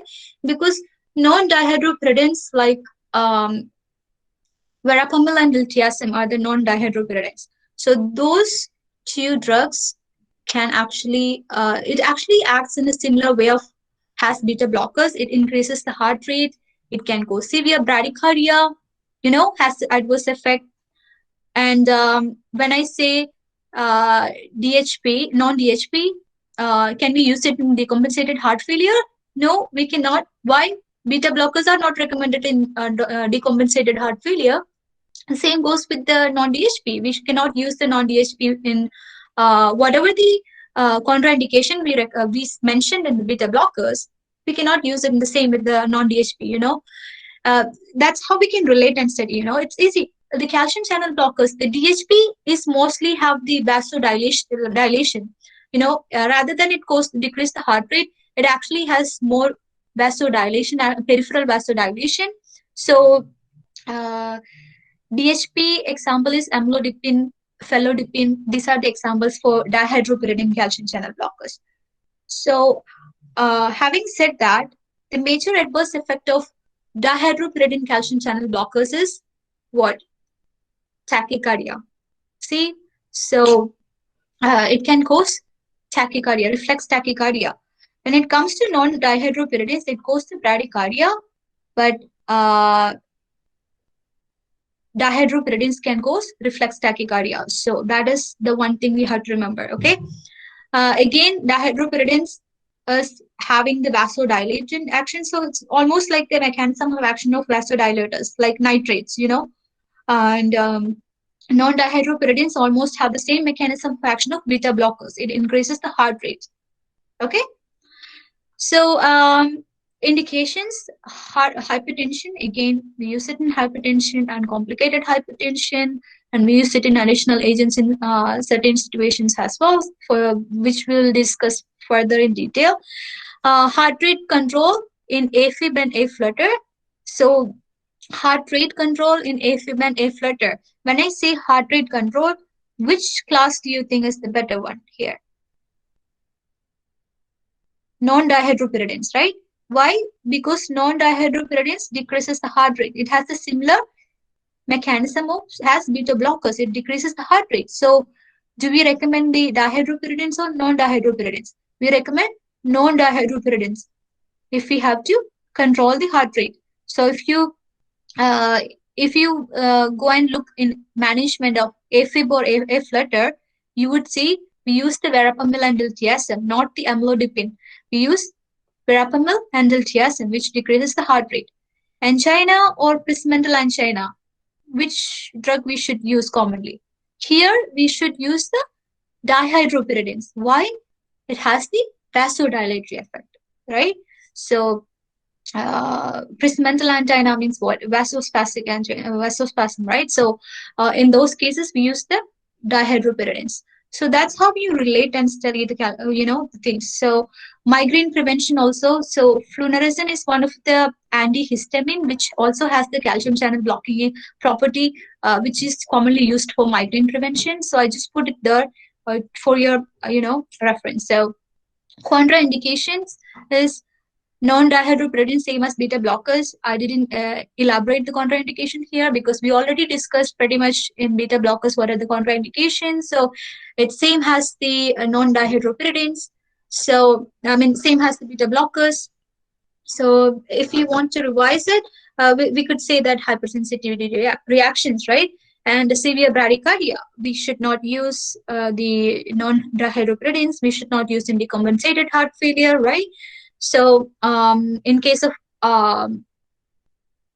severe aortic stenosis, we cannot use. Again, DHP can worsen that, the diastolic blood pressure. When it comes to the ADR, cardiovascular system, most ADR is seen as peripheral edema, facial and pedal edema. So edema is one of the most common thing associated with calcium channel blockers, especially with what? Vaso, especially the calcium channels blockers with more vasodilatory effect. And bradycardia, again with non-dihydropyridines, and tachycardia with dihydropyridines. Okay, just remember that it's really important to know that bradycardia and tachycardia, it's not just calcium channel blockers, it's just the classification between the non-hydro. So non-dihydropyridines cause bradycardia and dihydropyridines cause tachycardia. Why? Because dihydropyridines has the vasodilatory effect and non-dihydropyridines have direct effect on heart rate rather than vasodilation. Central nervous system, again, pretty much similar to beta blockers, headache, fatigue, dizziness. Flunarizine is associated with depression. And one of the most important thing here is gingival hyperplasia, especially with nifedipine, which is say dihydropyridine. So which is the most common you have to remember here is gingival hyperplasia and constipation, and which is posed with verapamil. Verapamil, again, it's a non-dihydropyridine. Okay. So constipation and gingival hyperplasia. So we usually recommend the patients, if we initiate the therapy on nifedipine, we usually ask them to maintain a good oral hygiene or dental hygiene. Okay. I still remember there's a case I come across with patients having gingival hyperplasia, So just look out for if the patient is on nifedipine or something. So which is a really common area, the gingival hyperplasia. And it actually more with the nifedipine. So that is pretty much with the calcium channel blockers. Now we will take a quick break, like for 20 minutes, and we'll come back. Okay. Do you guys have any questions so far? In case of CKD, like, are we supposed to use ACE inhibitors or ARBs, ma'am, or neither? Okay. So like I said, With heart failure, like when the patient is having CCF or these conditions, AC inhibitors and ARBs also they prefer. And if the patient is having CKD, so what is the supposed drug? okay. So ACE inhibitors can be used in CKD. Yes, ACE inhibitors is the first line. So if patients with kidney problem, especially diabetic patients with kidney or CKD or hypertension with CKD, ACE inhibitors is the first line option. But at the same time, ACE inhibitors can also cause acute renal failure. What all we have to do is we have to monitor the patient. We have to monitor once we initiate the therapy, we have to monitor the patients for hyperkalemia. We have to monitor the patients for serum creatinine. So, blood urea nitrogen. So we have to monitor the patients for those things. But can we initiate the therapy? Yes. So those are the first choice. ACE inhibitors, of course, is the first choice. Even in the heart failure, ACE inhibitors is the first choice because ACE inhibitors has the mechanism of action to decrease the cardiac and vascular tissue hypertrophy. So heart failure, which is a good choice, ACE inhibitors. Why we switch ACE to ARBs? Is we switch the ACE to ARBs only in situations if the patient cannot tolerate ACE inhibitors and patient develops angioedema or patient develops cough. That is the only reason where we switch the patients from ACE to ARB. But we can use in patients with CKD. Okay? Yeah, thank you, ma'am. Yeah, no problem. Okay, so I like when you guys bombard me with questions, you know. So this is the better chance you get to ask me any questions you have regarding the hypertension. Uh, don't worry about the recording. Uh, yeah. So let's have a look at here. Okay. So can you guys see the screen? Yes, ma'am. Okay. So now so far we discussed about the hypertension and the antihypertensives, and most important things we have to remember when we practice as a pharmacist, what are the things we have to monitor, what are the situations we can initiate the therapies and stuff. So this is actually quick overlook of what are the initial first line and second line therapies based upon the other comorbid conditions. So in case of uncomplicated hypertension, so the disease risk factor. So diastolic and systolic hypertension. So if the patient have uncomplicated hypertension, so we already discussed what is uncomplicated hypertension. The patients have no DM, no CKD, nothing, just the hypertension. So if the patient having the diastolic with or without systolic hypertension, so the first line agent is thiazide diuretics, ACE or ARBs. I put ACE or ARBs. Why? We do not recommend ACE or ARB combination, except in what? Except in which condition we can recommend ACE ARB combination? What is the only indication we can recommend ACE and ARB combination, guys? Heart failure, Heart yes. failure. Exactly. So that is the only indication. So thiazide diuretics, ACE ARB, beta blockers, long-acting calcium channel blockers, right? And we can give the combination. So it comes in single pill combination. I mean, I don't know if it's available in India, but I think it is. For example, the perindopril and the indapamide is a single pill combination. So there are Coversil Plus. We call it here Coversil Plus. I don't know the brand names. I'm not familiar with the brand names in India. But yes, I'm pretty sure there is a generic available, like the generic perindopril and the indapamide combination. So we can initiate the patients in the combination pill, like single pill combination. Why I stress single pill combination is because, you know, we have to reduce the burden of the pills too, to make sure that patient is adherent to the medication management, right? So we have the single pill combination available out there, so we can go with that. So when we combine the pills, we usually go with the ACE or ARB, or with the calcium channel blockers, or ACE or ARB with the diuretic. So if the patient blood pressure is not controlled with the first line therapy, we additionally add extra first line agent. So like we initiate the on patient on thiazide diuretics. So for example, what if the patient, so I'm asking, so now we more like having the question and answer section, okay? So what if the patient is above 60 years old and patient having uncomplicated hypertension? Should we start the patient on beta blocker, or should we start the patient on ACE inhibitors, or should we start the patient on thiazide?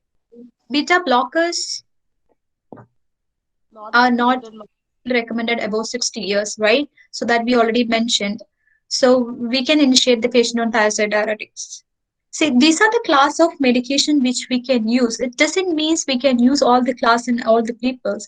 Like there are certain situations we have to. So if the patient is above 60 and patient is uncomplicated hypertension, there is no other compelling indication where we need to use the beta blockers. We mentioned about 3 situations where we have to use beta blockers regardless of age.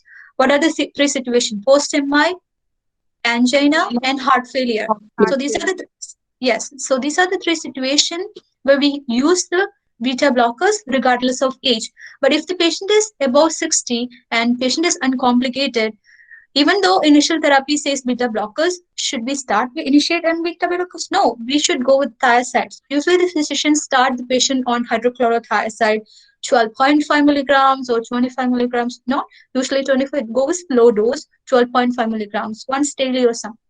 So then if the patient is not tolerating, then we start, I mean, patient is not, you know, have no improvement, then we add ACE inhibitors. See, that's how the things goes. So can we, what if the African Americans, can we initiate ACE as a first line in uncomplicated? No, because why? ACE have 3 times more potent to produce angioedema in African Americans, right? So what we do, we initiate again thiazide in patients with an African American if the patient has uncomplicated hypertension, right? Yes. So again here the caution with when we combine the beta blockers, if we add the so for example, if the patient on beta blockers and we have to add a second line option, and if we have to choose the calcium channel blockers, just make sure that we are just be caution with the non-dihydropyridine calcium channel blockers. Why? Because non-dihydro calcium channel blockers and beta blockers has the same mechanism of action. So what are the examples of non-dihydropyridine calcium channel blockers? Verapamil and the Thiazide.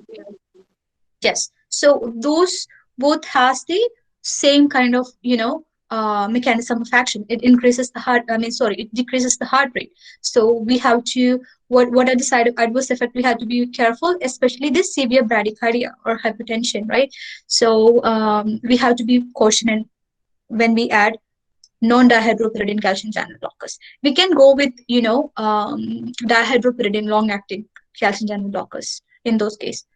What if the patient have ISH? ISH means what? Isolated systolic hypertension. Let's go back to the diagnosis now. Isolated systolic hypertension. How do we make the diagnosis? If the patient is above 130, right? So above 130, we diagnose that as a isolated systolic. Sorry, above 140. 140 Yes, 140, but not 90, because it's isolated systolic hypertension. So we don't go with the diastole here. We go with the 140. Yes, you're right. Thanks for correcting me. So 140, right? So above 140. And what is the target? To bring it below 140. Less than 140. Yes. So what is the initial therapy here we give? We give the thiazide. We give the long-acting calcium channel blockers. We give the ARBs. You might be wondering where is the ACE and where is the beta blockers went? Guess why? Because it has more potent effect in decreasing the diastolic blood pressure too. So if the patient having the isolated systolic hypertension, we usually don't recommend the beta blockers, because beta blockers actually can reduce the diastolic blood pressure. So it has a real severe decreases the heart, like the blood pressure, diastolic blood pressure too. So that is the reason why we do not recommend beta blockers. We usually go with the first line thiazide, long-acting calcium channel blockers, ARBs. If we need a second line option, if we cannot reach the target, if we cannot bring it back to 140, if we have to add the second line, we go with the combination. We either we can combine the ARB with calcium channel blockers, or we combine the ARBs with diuretics. Okay. Now, let's have a look at the diabetes. So hypertension with diabetes. So here I put all the diabetes CKD. Always remember, it is hypertension with diabetes, hypertension with CKD. It's not just diabetes. I'm not discussing about the diabetes management. It's hypertension with diabetes. I didn't put the hypertension because we already discussing about hypertension, right? So diabetes with microalbuminuria. How do we define microalbuminuria? If the patient comes and take a lab investigation, and if the albumin creatinine ratio is above 2 milligrams or 3 milligrams, do we say that a patient having microalbuminuria? No, we take a series of 3 readings. We take and if there is a persistent, remember the word persistent. If there is a persistent increase in albumin creatinine ratio above 2 milligrams per millimole, that means the patient having microalbuminuria. So what does it mean? If the patient have microalbuminuria, that means kidney is affected, right? So if the patient have diabetes and if the patient have microalbuminuria, we already discussed which is the best choice, always the best choice. The physicians always start those patients with ACE or ARBs. Again, if the patient cannot tolerate ACE, we switch to ARBs. Okay, CKD. So Ruchika asked me like CKD, can we use it in CKD? Yes, you can. The diabetes CKD, the first line agent is ACE. Always ACE. Okay, the physician starts at ACE. If you have come across with, I don't know if you have come across with a lot of hypertension case studies, probably we have this, oh, this is hypertension, we neglect the case studies, we go with the complicated case studies, right? So that's how when we go for the ward rounds, we always wanted to collect the complicated case studies and like fill out the paperworks, but we usually neglect all this hypertension and the basic things. But if you see the uncomplicated hypertension, most of the situation in uncomplicated hypertensions, physician always starts the patient in diuretics.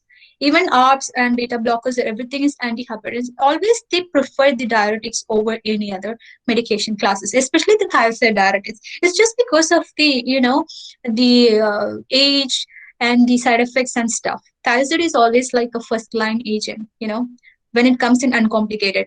Okay.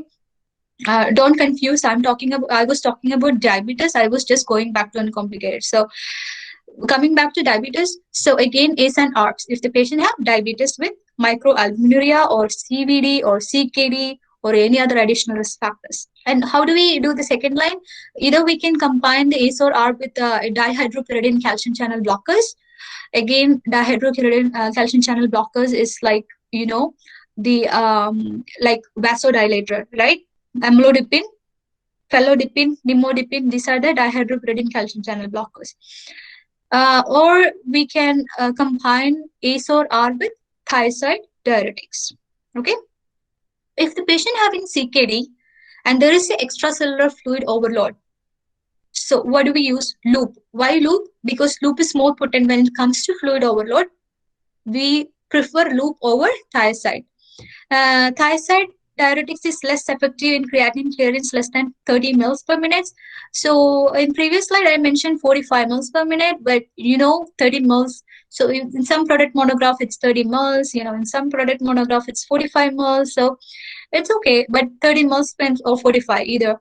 We do not use thiazide diuretics, but there's an exceptions I mentioned in previous slide, metolazone. We can use metolazone and loop in those patients, right? Okay. Now, what if the patient only have diabetes, hypertension, and diabetes? No nephropathy, no underlying kidney, or no other underlying cardiovascular risk factors. What do we initiate? Still, we initiate ACE is a good choice because it doesn't matter if the patient have nephropathy or not nephropathy. Like ACE is always a good first choice in patients with diabetes. In the patients with diabetes, ACE inhibitors is always a good choice, like a first choice. And also we can give dihydropyridines and thiazide diuretics. Now, coming into the CKD, if the patient have non-DM CKD with proteinuria, so patient have no DM, no diabetes, but patient have CKD and patient have proteinuria. So that means, again, we give ACE or ARBs with or without diuretics. There is no big difference here. But we discussed, while we discussing the thiazide diuretics, we said we should not use indapamide. So that is the one thing. We can give thiazide diuretics. The preferred diuretic is thiazide diuretic in this case. Again, not loop diuretics, not potassium sparing. The diuretic preferred agent is thiazide diuretics. And thiazide among the thiazide diuretics, indapamide is not used. If the patient have hypervolemia, I'm repeating again and again, hypervolemia, we choose loop, not thiazide. Why? Loop is more potent. Now, if the patient have PAD, peripheral artery diseases like Raynaud phenomena or intermittent claudication, and if the patient have renovascular disease, or if the patient have hyperlipidemia, renovascular disease, or any other conditions, or should not affect your drug selection. Remember, should not affect your drug selection. Having said that, if the patient have PAD, we discussed in beta blockers, if the patient have severe PAD, we should not, it does not affect. So here, the main thing is we have to control all the underlying comorbidities and hypertension. PAD is not the first thing the physician will be worried about. So it usually these three situation, the hyperlipidemia, because we can switch the agents, if beta blockers, if we cannot, if the patient cannot tolerate the beta blockers, especially the non-selective or cardioselective, we can switch them to beta blockers with intrinsic symptomatic, which are the acebutolol and findolol, right? So those have less effect on blood glucose and hyperlipidemia, right? See, so we have options. If the patient is in PAD, still we can switch them to beta blockers to ISA. So usually these three situations should not affect your drug selection. We usually go with this. Whatever the treatment we discussed in uncomplicated hypertension, we go with the same treatment. We can use thiazide, we can use ACE, we can use CCB, we can use all diuretics, all drugs in those conditions. It should not affect your drug selection. Okay. Now, what if the patient, let's have a look at some cardiovascular conditions. If the patient have hypertension and also patient have coronary artery disease. So in that case, we usually go with, here, you could see the only drug that we don't use here is the diuretics. And except the diuretics, we use pretty much ACE or ARBs. ACE, if ACE cannot tolerate it, we switch to ARBs. Or we can initiate the patient on beta blockers. We can initiate the patient on calcium channel blockers. And second line, we can combine the ACE with dihydropyridine calcium channel blockers. Avoid ACE inhibitors plus ARBs. Again, we should not combine ACE and ARBs. The only indication where we can combine it, heart failure, still we don't see much prescription, or we don't see cases where the physician combines ACE and ARBs. But there is the heart failure is the only indication, but still a lot of studies have shown increased risk of renal failure and stuff, so adverse effects. So even though in heart failure, if there is only a situation we have to initiate both, we initiate the combination, otherwise we don't. But heart failure is the only indication though. Okay.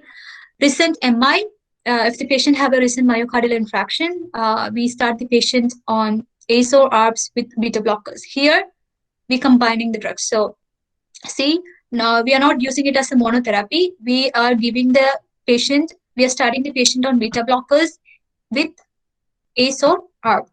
And second line therapy, long-acting calcium channel blockers. If the patient cannot tolerate the beta blocker, we can give long-acting calcium channel blockers. Now, the question is, so we said if the patient cannot tolerate beta blockers, we can initiate long-acting calcium channel blockers. Can we initiate non-dihydropyridine calcium channel blockers?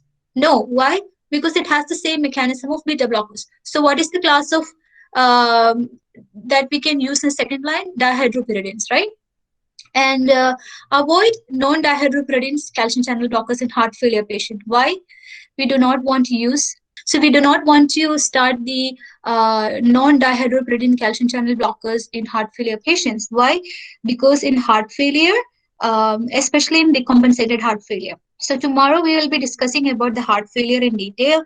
So why we do not use decompensated? Because the non-dihydropyridine calcium channel blockers almost have the mechanism of action of beta blockers.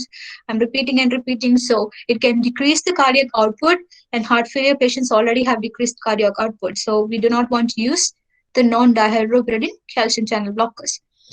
In heart failure, not going in depth, we have a separate class for it.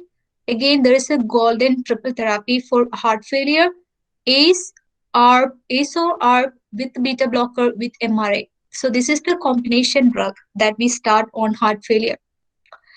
Okay, so we have a different classification of heart failure and stuff. So we'll go in depth tomorrow. And we can substitute if the patient cannot, if still the symptoms persist, even though despite the, we use the ACE and ARB, we can substitute with ARNI. ARNI is like a new class of medication, subacutril. So it comes like, I think, Valsartan and subacutril, so subcutrils, yeah. So that is the ARNI. We'll be discussing about that too also in tomorrow class, okay? What are the things we have to monitor in heart failure? If we start a patient on ACE or ARB, what do we have to monitor, guys? We discussed, right? Potassium. ACE and ARBs. Because here, see, mineralocorticoid, see, we are giving the spironolactone, MRA, right? And also we are giving the ACE. ACE can cause hyperkalemia, MRA can cause hyperkalemia. What is the most important thing we have to monitor here? Potassium. Because ACE and MRA can increase the potassium very too high, right? So we have to be very careful with potassium monitoring. Very, very careful. We have to we have to monitor the potassium even if we are giving ACE as a monotherapy. But in this case, we are giving the MRA and ACE, both the spironolactone and ACE together. So we have to monitor the potassium. If the in congestive heart failure, if the patients have a volume overload and stuff, then we usually initiate loop diuretics. We usually don't start thiazide diuretics. Loop is like, especially furosemide is the first line for the congestion, okay, to reduce the edema. What if the patient have left ventricular hypertrophy? Left ventricular hypertrophy, we use ASO, ARBs, thiazide, long acting. We discussed ASO, ARBs has the effect on heart muscles, right? So it decreases the cardiac hypertrophy and stuff. So ACE inhibitors, again, first line in LVH with hypertension with left ventricular hypertrophy. And thiazide, and also long-acting calcium channel blockers also we can use here. And has a second line, we usually, if the patient has no development or no improvement in the symptoms, we usually combine the first line agents. What if the patient have a past stroke or TIA? We discussed it in the thiazide diuretic. What if the patient have past stroke or TIA? There's one most commonly used combination in stroke or transient ischemic attack is a combination of ACE and thiazide. And we discussed many times during the section, the most one common combination available of ACE and thiazide as a single pill is perindopril and indapamide. This is the best choice, and it's always the first line we use if the patient have a hypertension and a past history of stroke or transient ischemic attack. So we usually do not treat the hypertension routinely, in case of acute stroke, unless there is an extreme elevation in the BP, like if the systolic blood pressure goes above 220 mmHg, okay? And what are the other situations like pregnancy? So in pregnancy, we usually recommend, so these are the like therapies that used in pregnancy. We said ACE cannot be used in second and third trimester, but even if you come across with a case where the physician recommends ACE in pregnancy, do not be surprised. Again, risk versus benefit, So there are situations where the patients can develop preeclampsia in pregnancy, and it's just one of the most common cause for the stroke too. We'll be discussing all those in stroke chapter as well. So pregnancy, the main drugs that we use in pregnancy is methyl dopa and long-acting nifedipine. So having said that, we do not use immediate release nifedipine no longer.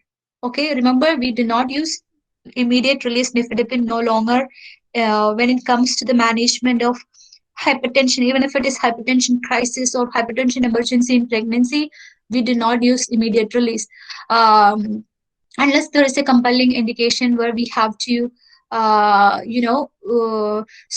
I think when it comes to hypertension emergency, not urgency, hypertension urgency and emergency is different, which we'll be discussing in next slide.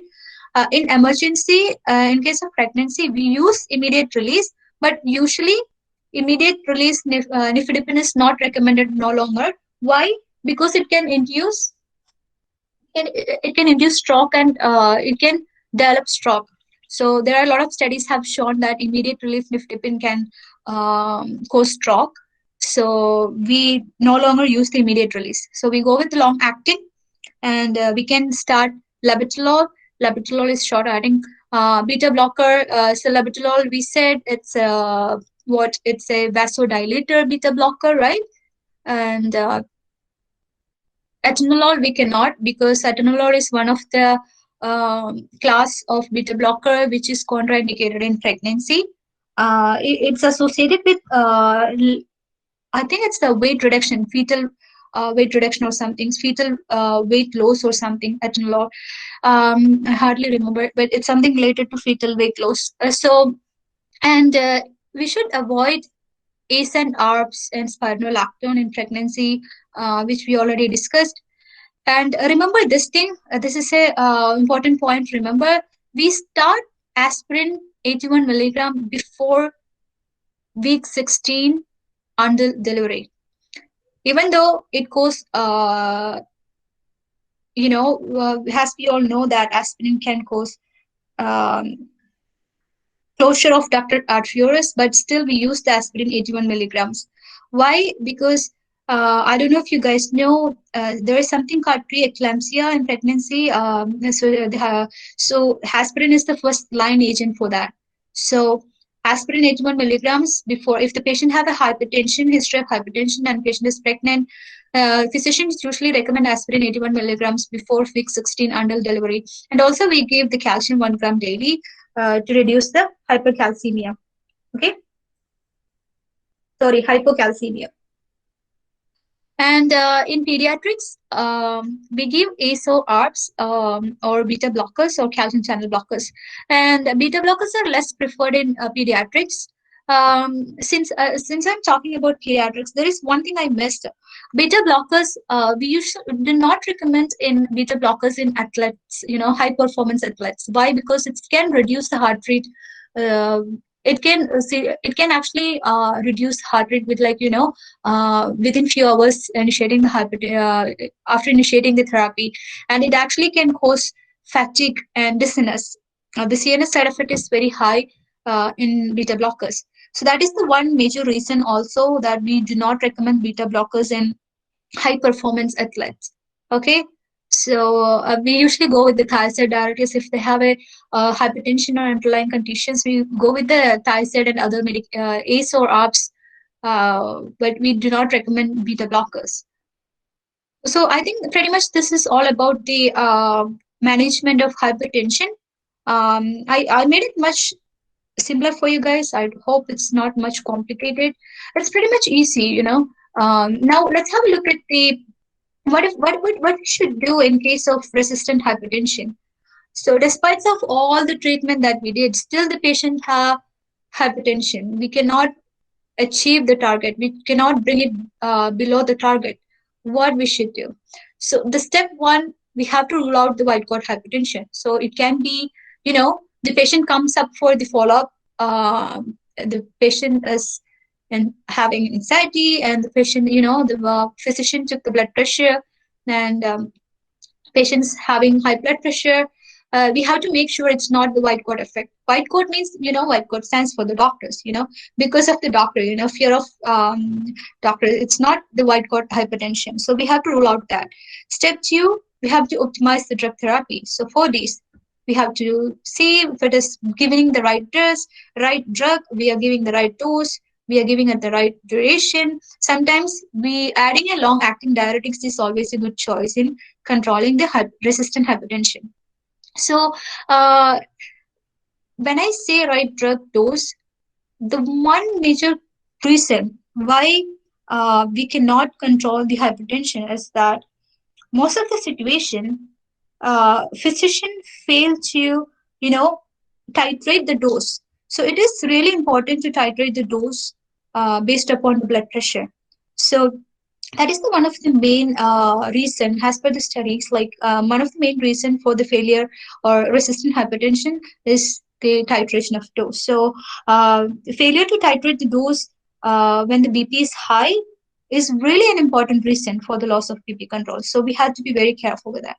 So step 3 is assess for non-adherence and lifestyle. So if the patient is not following following the lifestyle modification or health behavior management that we have discussed, whether the patient is adherence to the medication, what are the factors that goes non-adherence and stuff that we have to see if the patient, so here how do we do the non-adherence is like patient comes to the pharmacy for filling the medications, right? So We usually give the patients with 90-day supplies every time, in Canada. So patient comes to the pharmacy, and if the patient, so automatically, so especially the medications for chronic disease conditions, we put the reminder for the patients to fill automatically every 90 days. So if the patient doesn't comes to the pharmacy to pick up the medication, even if it passed the 90 days, that is a point where the pharmacist like follow up with the patient, and we call the patient and we make sure that patient is taking the medication at right time, and patient taking the medication at every day. Sometimes it can be uh, patients fill the medication every 90 days, but patients keep the medication with them in the house. They come to the pharmacy, they fill the medication, they are very clear. So patient is persistent with filling the medication, like they come every 90 days, they get their medication, but the patient don't use the medication. No, so there are certain patients like that. So the non-adherence can be due to non-compliance and non-persistence too. So we have to assess for the non-adherence. Now, um, if still we see there is a resistant hypertension, then we have to refer to the specialist. Then the specialist, either they for like, they look up for their, it's not our scope, so they will see if there is any other underlying conditions that causing hypertension, resistant hypertension, or they try to add additional fourth agent or fifth agent, like hydrolyzin, all these alpha 1 blockers and stuff that we didn't discuss much about those, but they add these additional fourth line agent or fifth line agents. So that's how they control, they manage their resistant hypertension. Now let's have a look at the hypertension urgency and emergency. This is pretty much very straightforward. So how do we define hypertension urgency or emergency? Is patient comes to the emergency, or a patient comes to the emergency, of course the patient comes to the emergency with a blood pressure above 180, or systolic blood pressure above 180, or diastolic blood pressure above 120 to 130. Okay, remember again, if the patient comes to the emergency with systolic blood pressure above 180 or diastolic blood pressure above 120 to 130, we consider it as a hypertension urgency situation or emergency situation. Now, we should know, how do we classify the urgency and emergency? So we look out for the symptoms. So we look out for if there is a target organ damage. If the patient have an end organ damage or a target organ damage, then that is a hypertension emergency situation. If there is no organ damage, then that is urgency. So how do we know that there is organ damage? So there is this symptoms uh, specific to the organ damage, which is shortness of breath, chest pain, numbness, or weakness. So these are the three symptoms that related to organ damage. So if the patient comes up with these symptoms and comes into the emergency, and when we measure the blood pressure, the patient has systolic blood pressure above 180, we treat the patient as a hypertension emergency case. Okay. So usually the urgency can be, patients, sometimes the patients have severe anxiety and patients come to the emergency, and when we take the blood pressure and it is above 180, 120, we consider it as a hypertension urgency. Sometimes it can be asymptomatic too, it can be just a severe headache, or just a shortness of breath, or just like nosebleed or something. So we treat those conditions as hypertension urgency. Now, what is the target? So the target is to reduce the blood pressure by 25% over 1 to 2 days. Can we reduce it rapidly, too quickly? No, we should not, because it can cause adverse effect, isn't it? So we cannot reduce too quickly. We reduce, in case of hypertension urgency, we reduce the blood pressure by 25% over 1 to 2 days. Now, what about the emergency? So emergency is a little more serious situation, because the patient have organ damage, right? So what do? We do the rapid reduction, 25% again in 1 hour, then to 160 to 100 in 2 to 6 hours. So we do not return target too quickly down to 160, 100. First we reduce 25% in 1 hour, then we to 160, 100 in 2 to 6 hours. Now, Let's see the management of urgency first. So first we do is the non-drug measures for the urgency. So what we do is, like, if the patient comes to the emergency and if the patient have blood pressure above 180 and patient have severe headache, what we do is, like, we take the patients to a quiet room. We elevate the head by 15 degree, and if there is no improvement in 3 hours, then we consider the therapy. So if the patient is already on antihypertensive therapy, we actually try to increase the dose of the current therapy, or we try to add a new agent from a different class. If the patient is non-adherent and that is the reason that caused hypertension emergency, then we continue the same current therapy. We do not want to add extra therapy, new agent, or increase the dose, because the patient is not taking the medication. That was the reason. So what we all have to do is that to continue the same therapy. Now, if the patient is not on antihypertensive therapy and suddenly patient having hypertension urgency situation, how come it happens? If there are situations, there are risk factors, like if the patient have thyroid storm or any kind of adrenal dysfunction, or in elderly especially, it can cause hypertension urgency even if they don't have a hypertension previously. So history of hypertension. So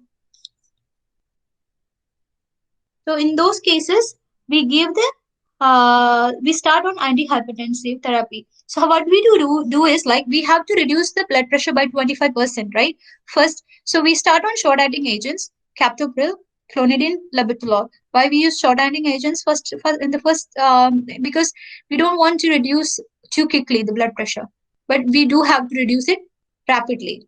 We don't have to reduce, we need a rapid reduction, but we not too quickly though. So we start in short-acting agents, captopril, clonidine, labetalol are the short-acting agents. Then we can switch to long-acting agents like nifedipine extended release. Again, we should not use immediate relief nifedipine. It's no longer recommended because of increased stroke, prevalence of stroke. Okay, ramipril, metoprolol, sustained release. Now, once the target is achieved, we start the patient on long-term antihypertensive medications. Again, we already discussed how the antihypertensive medications management should be done, right? So we don't have, so same, we start on long-term therapy. Now, going to the emergency, what if the patient have a hypertension emergency? So first, we hospitalize. So usually patient needs ICU in this case, right? So the management depends on organ damage. So whatever the underlying organ damage, the management will depend upon that. But we have to reduce the blood pressure though, right? So in order to reduce the blood pressure, what we do is we need a rapid reduction of 25% in 1 hour. That means short-acting agent is not going to help. We have to start the intravenous, right? So we go with the intravenous sodium nitroprusside or labetalol or nitroglycerin. So these are the so we start the IV for these patients. So we can achieve a rapid reduction of 25% within 1 hour. Then like 2160 bar 100 in 2 to 6 hours. And what we do is, like, we intensify or start antihypertensive agents too. So not only we start the IV, we gradually intensify. So if the patient is intensify means what? If the patient is already on antihypertensive, we intensify the regimen. If the patient is not on antihypertensive, we start the regimen. Okay, so intensify or start the antihypertensive regimen. So again, we should avoid, I'm repeating this again and again because recent studies have shown that it can cause immediate release nifedipine can cause heart attack, stroke, and stuff. So we do not use immediate acting nifedipine. Even if the patient in emergency situation, we do not. The only situation where we use it is like in the, I think in pregnancy, hypertension emergency in pregnancy, because we only have few choices in pregnancy, methyl dopa, labetalol, and nifedipine. So, but still we have to monitor. Other situation, we should not use the nifedipine or nifedipine immediate release. Okay. So I guess that's all about the hypertension. I hope I was able to finish it the 9th. It's close to 1:20. Okay. So do you guys have any questions? So tomorrow when you come, try to write down, like, this is a small activity, it's not too much. How can we identify and manage the non-adherence? So just try to write down a few points about that. And you guys can take a screenshot or whatever you want, like, and take a photo of this slide. And blood pressure monitoring techniques. So there is a technique that we have to use when we do the blood pressure monitoring. So just try to get the what are the steps. As a pharmacist, we have to counsel the patient how to do a proper blood pressure monitoring, right? So the technique, so I want you guys to find out the proper technique. And just also find out how does the cuff size matters. Sometimes the patients use larger cuff instead of smaller cuff. So how does the large or small cuff size affect the blood pressure reading? So these are the three things that you have to when you come tomorrow. We'll just discuss about this before we start the hypertension, sorry, heart failure. So yeah, that's all. So do you guys have any questions from the hypertension? Anybody? Was the section effective or was it boring? No, ma'am, it was very informative, ma'am. Thank you for Okay. the session. Okay, no worries. Okay, so tomorrow we're going to be discussing about heart failure. It's not going to be a very long topic, like hypertension. It's going to be a very short one. So I think I exceeded. I was supposed to finish at 9:30. Sorry about that. It's now 9:54. So yeah, um, I'm not holding you guys back. You guys can leave. So tomorrow, prepare for heart failure. Try to prepare a lot of questions for me. I want you guys to ask questions, and I'm hoping to see you all in tomorrow's section. Okay, and yeah, that's all. If you guys don't have any questions, you can leave. Thank you guys again for joining the section. Bye. Thank you, ma'am. Bye.